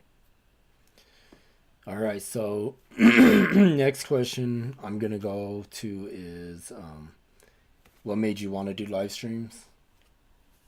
Yeah, well, Rich Freem primarily, but for a while I was interested in doing live streams because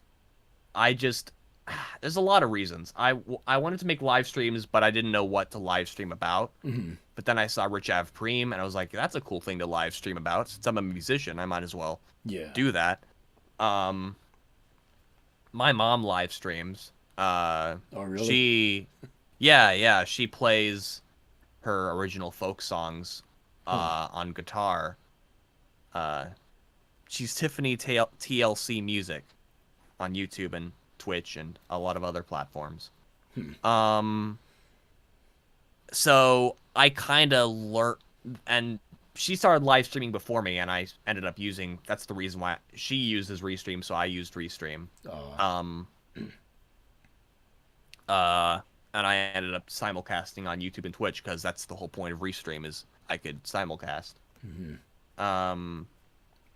And yeah, I feel like. Yeah, I think that's I wanted to, because like I couldn't really think of much else to other content to make other than my music, and I kind of wanted to also have a presence where I could like speak and talk and say things that, and for the longest time I wanted to make like video essays, but I never had enough like motivation to like write a script and talk. Like I don't know, like write a script for videos and stuff.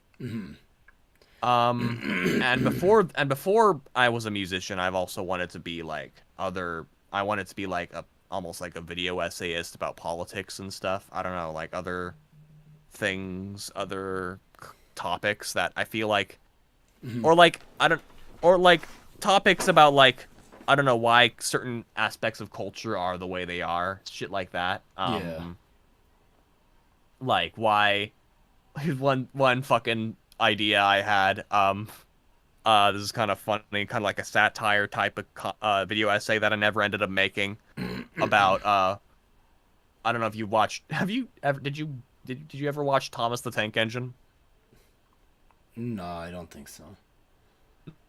You've heard of it. You've at least heard of like the basic like Thomas the Tank Engine. I'm guessing, right? I don't know. Okay, well, I'm thinking Okay. like the little engine that could, but I don't know. yeah. So okay.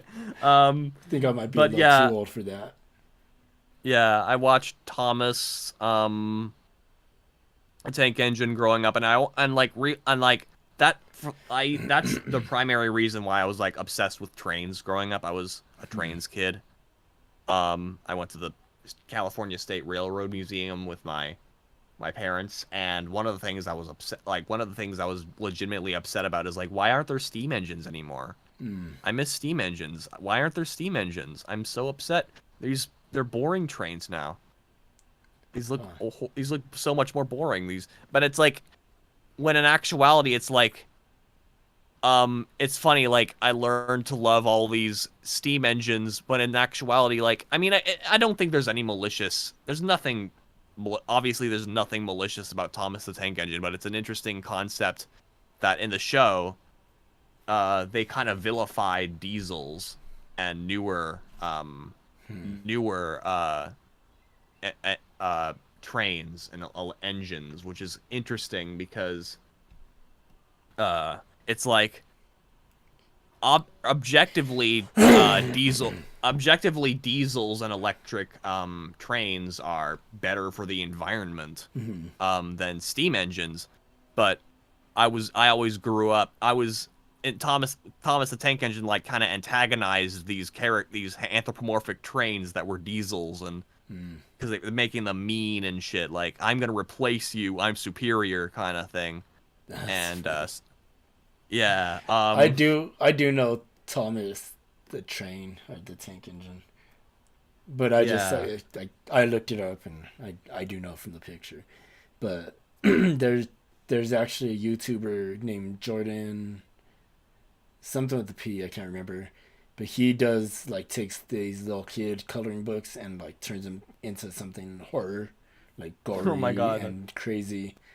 And That's funny. He did a Thomas the Tank Engine, which was really dope, and he made him all rusty and like with a big old like the front like bumper guard thing that goes to a point and like all Yeah.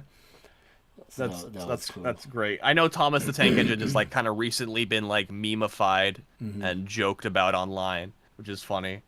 But I grew up watching that, and I was like, it's so interesting how that kind of like warped my sense of like, as a kid, I didn't know anything about like environmental activism or anything. Or it's such an interesting spit. Like, this video essay was gonna be like an interesting, almost satire like spin on like the harmful messaging, the potential harmful messaging you could have when, I guess, antagonizing more like, I guess, energy sustainable newer trains versus older, out of date steam engines that like pollute way more and are less effective. Yeah. I don't know, just interesting. It's like an interesting food for thought type of little miniature type political thing that makes you think. I don't know. I was interested in making video essays like that before I committed to music, and now it feels weird to like make shit like that on my music channel. Yeah, I feel that.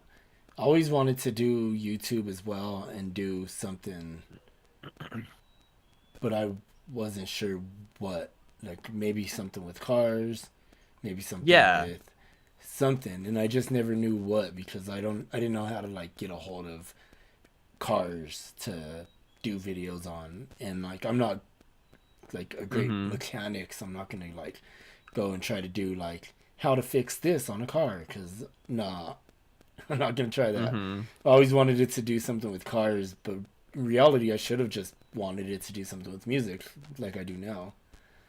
I think what I do now with music and YouTube is okay. And now that I stream, it's like I feel like maybe this. I don't know. I do like streaming, so maybe this. Yeah.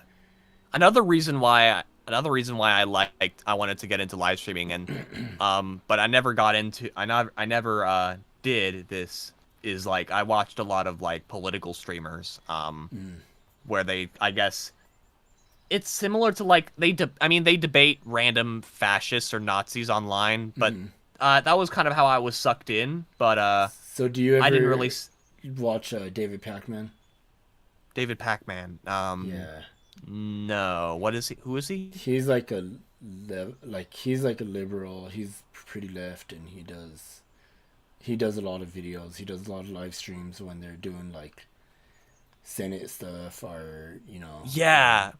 When I haven't heard of him specifically, but I've watched Xander Hall, Vosh.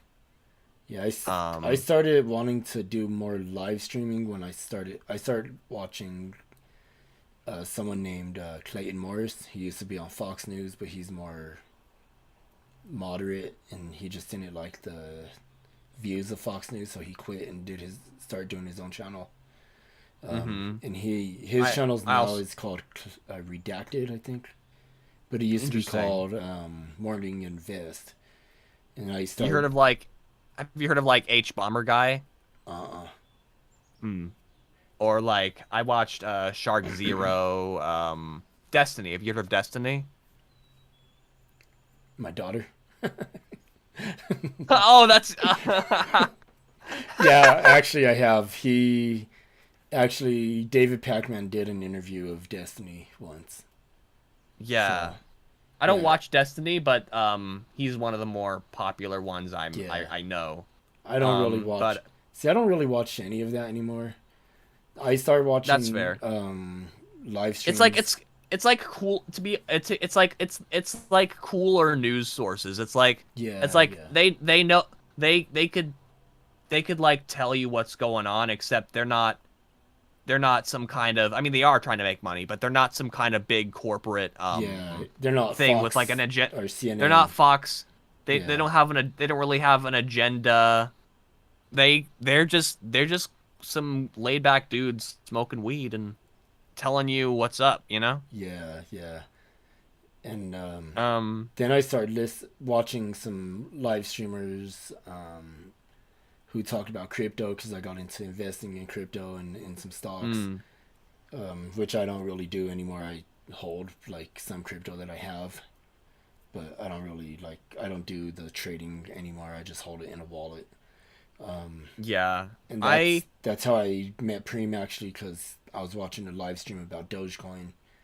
I know you. Yeah. I remember you guys originally, like, there was a channel in Future Movement Beats about crypto. I remember. I don't think it's I don't know, or NFTs or whatever. Yeah, I took that down. I stopped doing anything.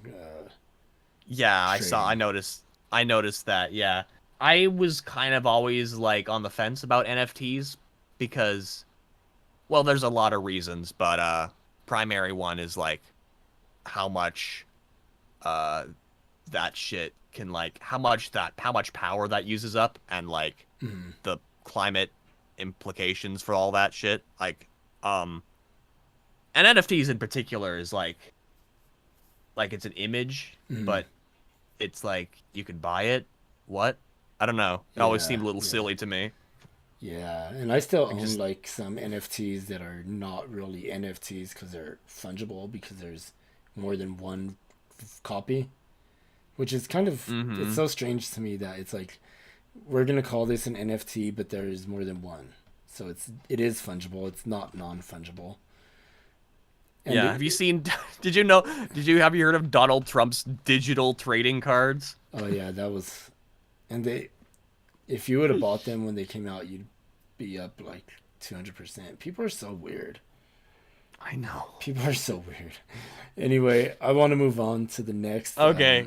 The next question. Go on.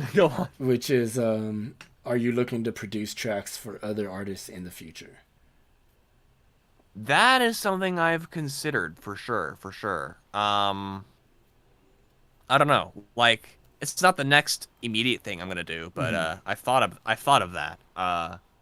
Like I've always loved the idea of collaborating, which is ironic because I don't collaborate. But uh, the only reason I don't collaborate is because my mom is advised against it, and she has reasons, and I trust her completely. She's very involved in my music, and I feel like I it's like she's graciously helped me in a lot of ways, and I owe her a lot.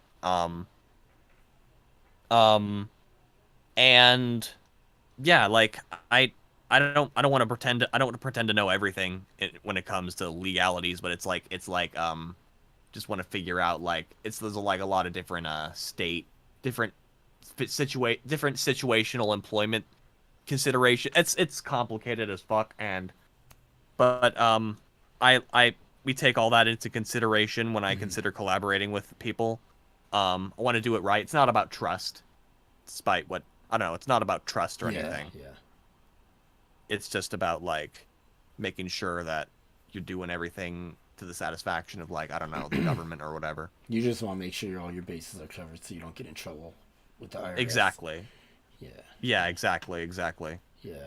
I feel that. That's. See, I just collab with people. Yeah. Yeah. Yeah. But Yeah. Believe me, it's been very tempting to just like say fuck it, but I've and one time I did with the one time I did with Preem and all you guys. yeah, yeah. And I think with your, like, going back to the question about you producing for other artists, I think it would be really interesting to hear, like, certain artists on your music. Mainly someone like Digital Love. Yeah, for sure, for sure. Seasonal. I would. It would be really cool to hear that, like, them type of collabs between you, but as Yeah. you as a producer and like them as vocalists. Yeah, that would be really cool. I've thought about that because I dude, if if I had access to their vocals, I could do some shit to their vocals. Yeah, I will yeah. I will modify their vocals beyond any recognition. I can completely change every atom, Yeah, reassemble. I could see that too. I can completely disassemble their molecules and reassemble them. I could imagine that. It would be wild. Yeah, I could imagine. So I want to move on because I kind of want to hurry because it's getting a little late over here. No, yeah, I understand. When did you get into video editing and what inspired you to do so? Well, that would have to go back to wow, I don't know. Jeez, fuck. This goes way this is way more ancient than my music. It goes as long as I was obsessed with cuz I was always interested in like characters, making little characters. At first it was with like I don't know, my toys, trains, cars, whatever, stuffed animals. I liked having characters, playing. I liked filming, and then I got my first camera when I was like, probably 6. It was like a little. I think I still have it, but I don't know where it is. Oh, I think hang on. I'll be right back. I have it right on that shelf. I'll be right back. Okay. Okay. Hold on.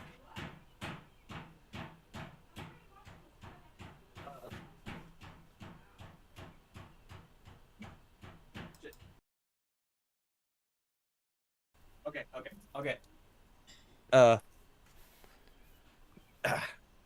Here we are.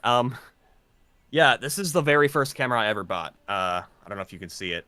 Oh, It's yeah, all yeah. fucking, it's all messed up now. But it was ancient.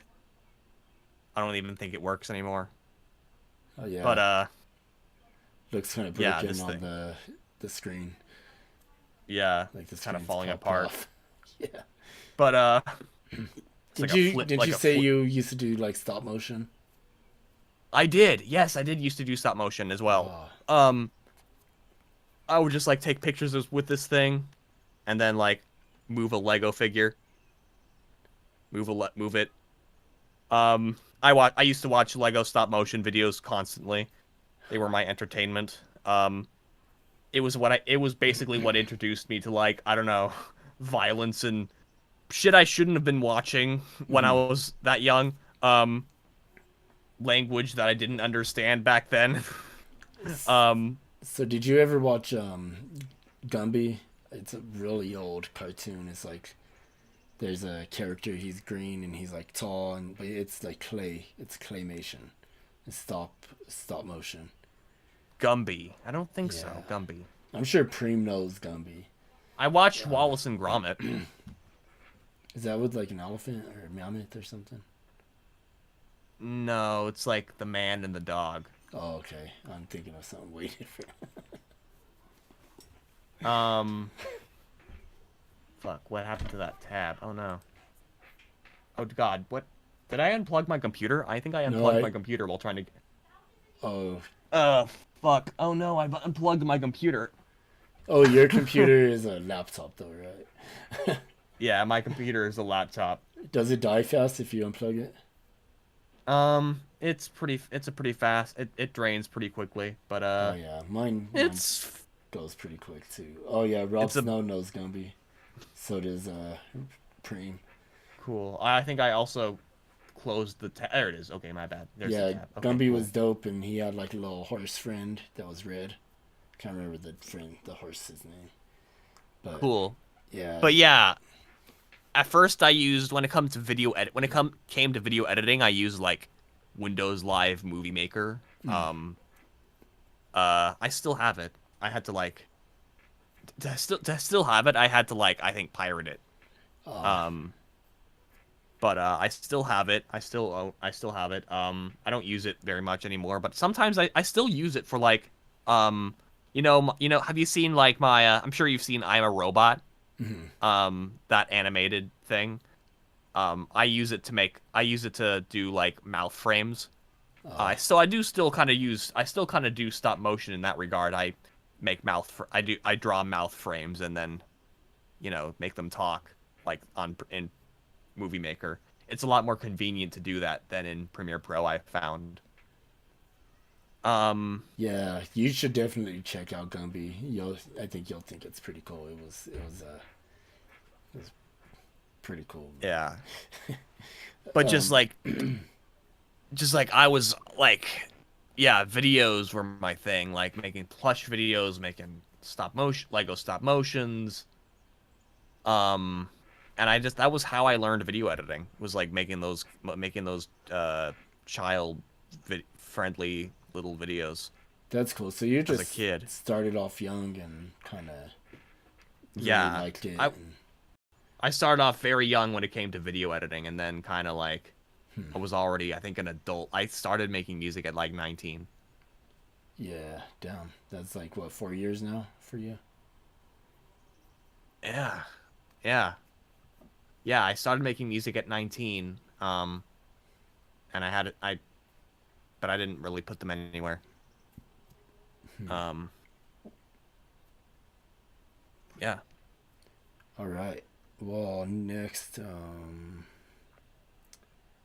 question.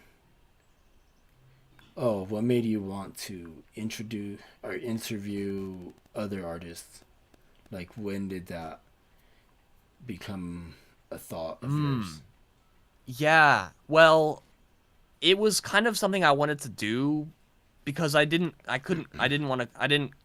collaborate with anybody yet, so that was kind of the next best thing I could think of, was to interview people instead, because that's still like engagement of some kind, even though I'm not collaborating with them on a track.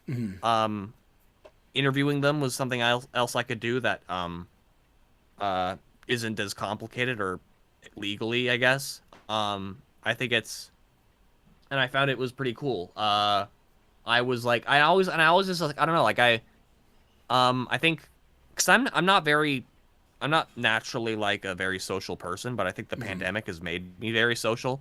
Okay. Because I don't go out. I didn't go out much to begin with, but now I hardly go out ever. So it's like I want to talk to people now way more than I used to.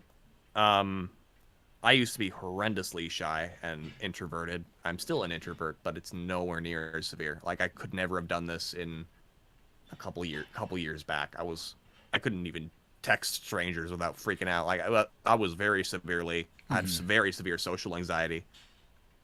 But it's definitely improved, and I am very happy that it has, because I really enjoy these interviews. I also kind of want to provide promotion for other artists. I think that's pretty cool to do. Yeah, that's definitely. I like watching your interview streams. I like watching all your streams. I don't really show up to a lot of the gaming streams, but Yeah. I don't really care too much to watch people play video games. That's fair. You could always join if I ever Yeah, play Minecraft again. yeah, and that's another thing is like Minecraft to me is kind of just like I always only played it in creative mode and just built big ass buildings. That's pretty much all I've ever done with Minecraft. So That's it's funny. like that's all I really ever cared about doing playing Minecraft. Like I don't really like the mechanics of the game enough to like play it as a game. That's fair. Like I just like I'm building I the buildings as big as I could and like trying to make them like elaborate and have all kinds of Yeah. noises and That's cool, man. I am the exact opposite. I creative mode is boring as fuck to me. I was never much of a Legos. I mean, I know I said I made Lego stop motions, but I never liked build. I didn't build the sets. That was more my brother's thing. He loved building Lego sets. But just I was never. I mean, I build shit, but only for the functional purpose of things to survive. yeah. I have always been more of the survival type player of the game. And the only thing I do like to do in creative mode is like make NPCs kill each other, make them fight and shit. That's funny. And I'll download a bunch of these mods that have a fuck ton of these like crazy ass monsters and just make them fight to the death. It's very entertaining. Yeah, to me, it's just it's even like the same with Roblox. Like, first of all, I know like a lot of kids play that game, so like I'll go on there and people Yeah. will like try to invite me to play with them, and I'm like, I'm not gonna play with a bunch of little kids, and all I want to do is go on there and play like a game that's an obby, like the Impossible Obby or something. Or like a game that's like you run around and you get faster and faster and faster and jump and you collect coins. Like I like playing that. Like it's like not really going on a mission, I guess. Like if I want to do missions, I'll do like GTA. Yeah.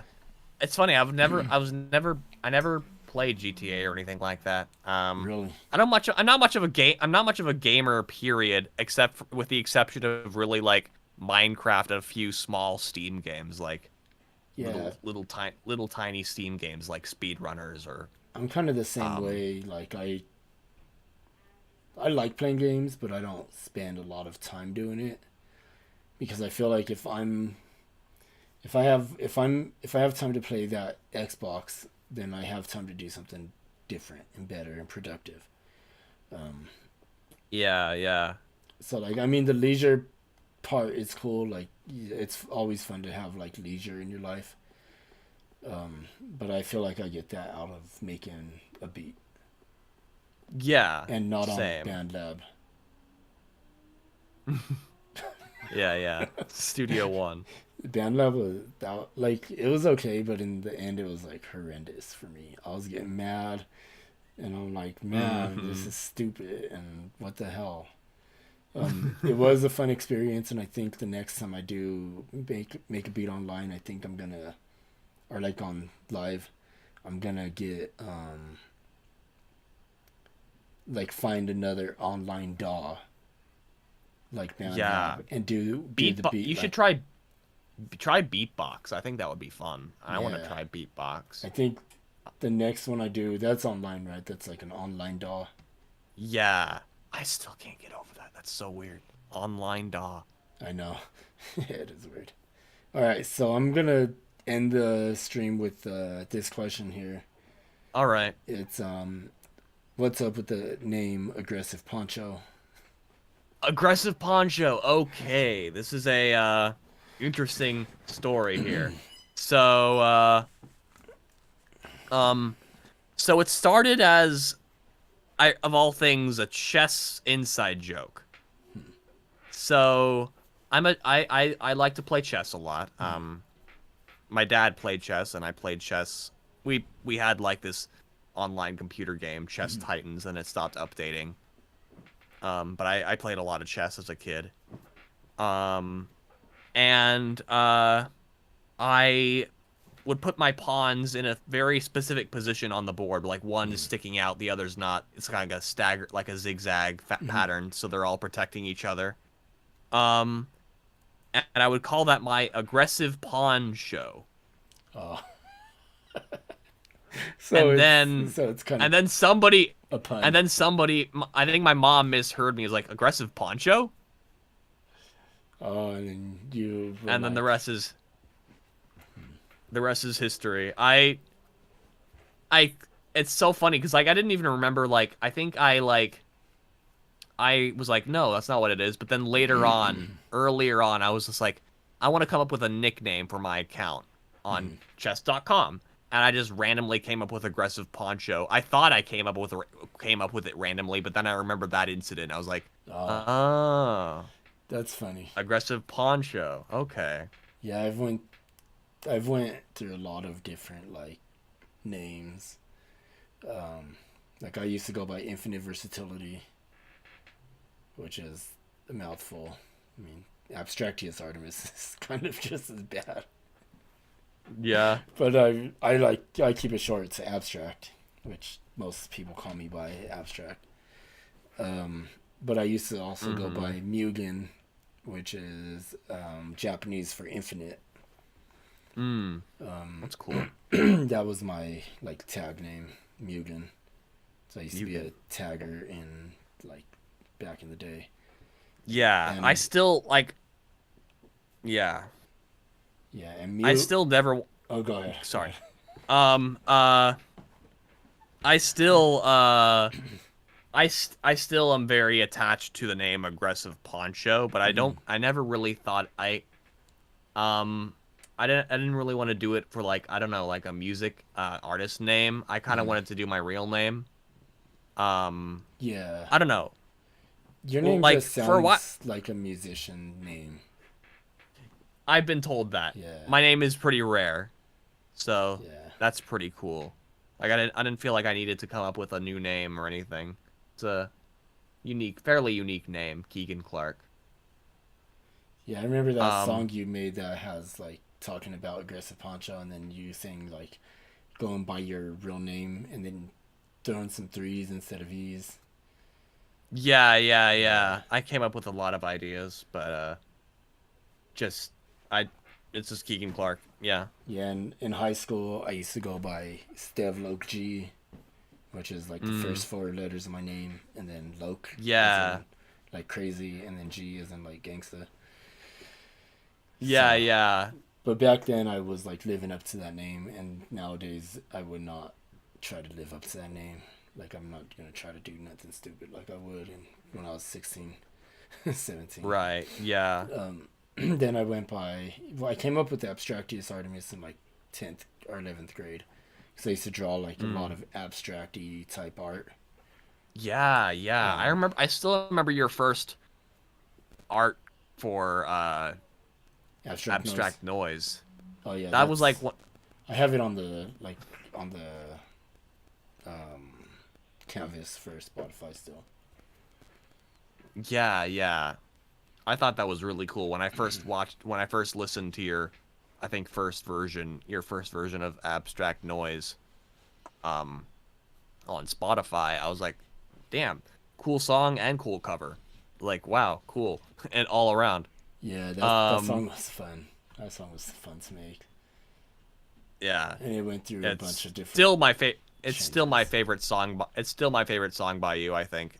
other than like, I mean, I don't know. It's like, for me, um, like my favorite, like a song of mine, just like once I hear it, like no matter how much I hear new songs, like for the longest time, it's like, no, I can't unlike this song as any more than like I don't know, it's like that song is just I don't know if they're not this isn't to say that your music can't ever get better. It's obviously going to get better. It's going to get better exponentially. All of our music is going to get better, but I'm always going to it's very hard for me to change my favorite song.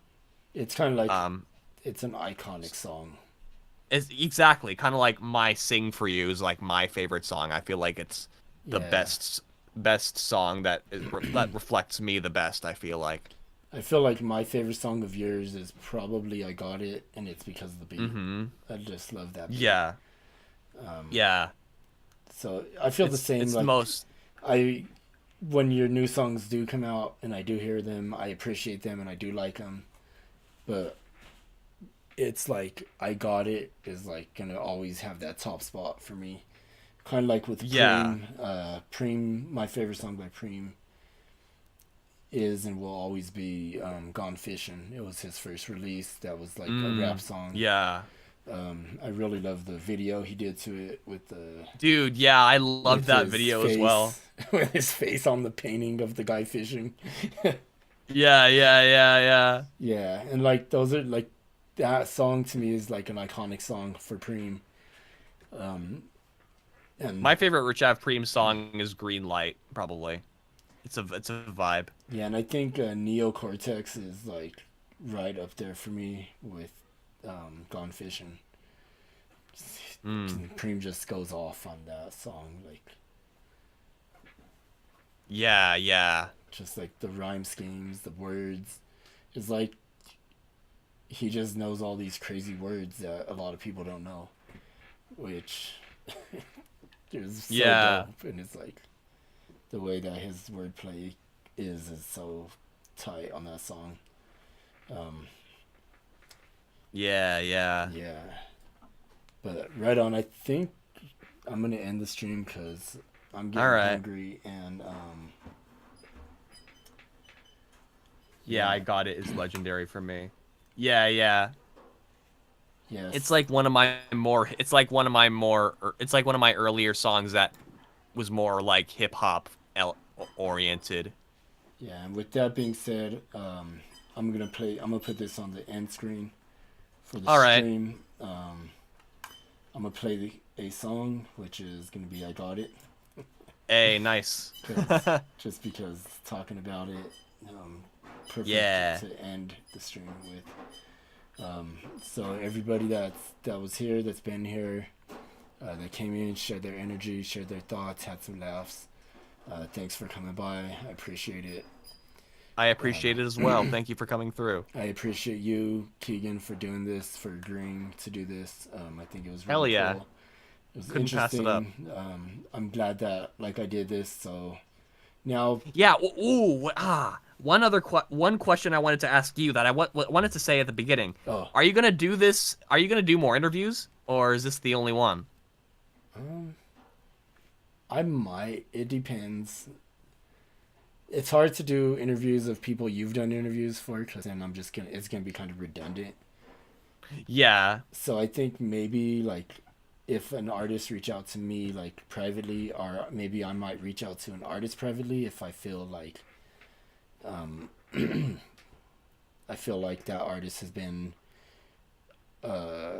doing stuff in the community, or kind of even if they're kind of active, or someone I may speak with behind the scenes more than maybe then, but you and I would have to compete for guests.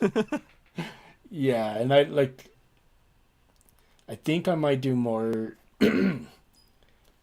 me getting on a video like this and not really asking questions as an interview, but maybe just kind of like a chilling with Abstract and whoever. Yeah. Like maybe you could even have like multiple. Yeah, people chilling on. with Abstract and friends or something.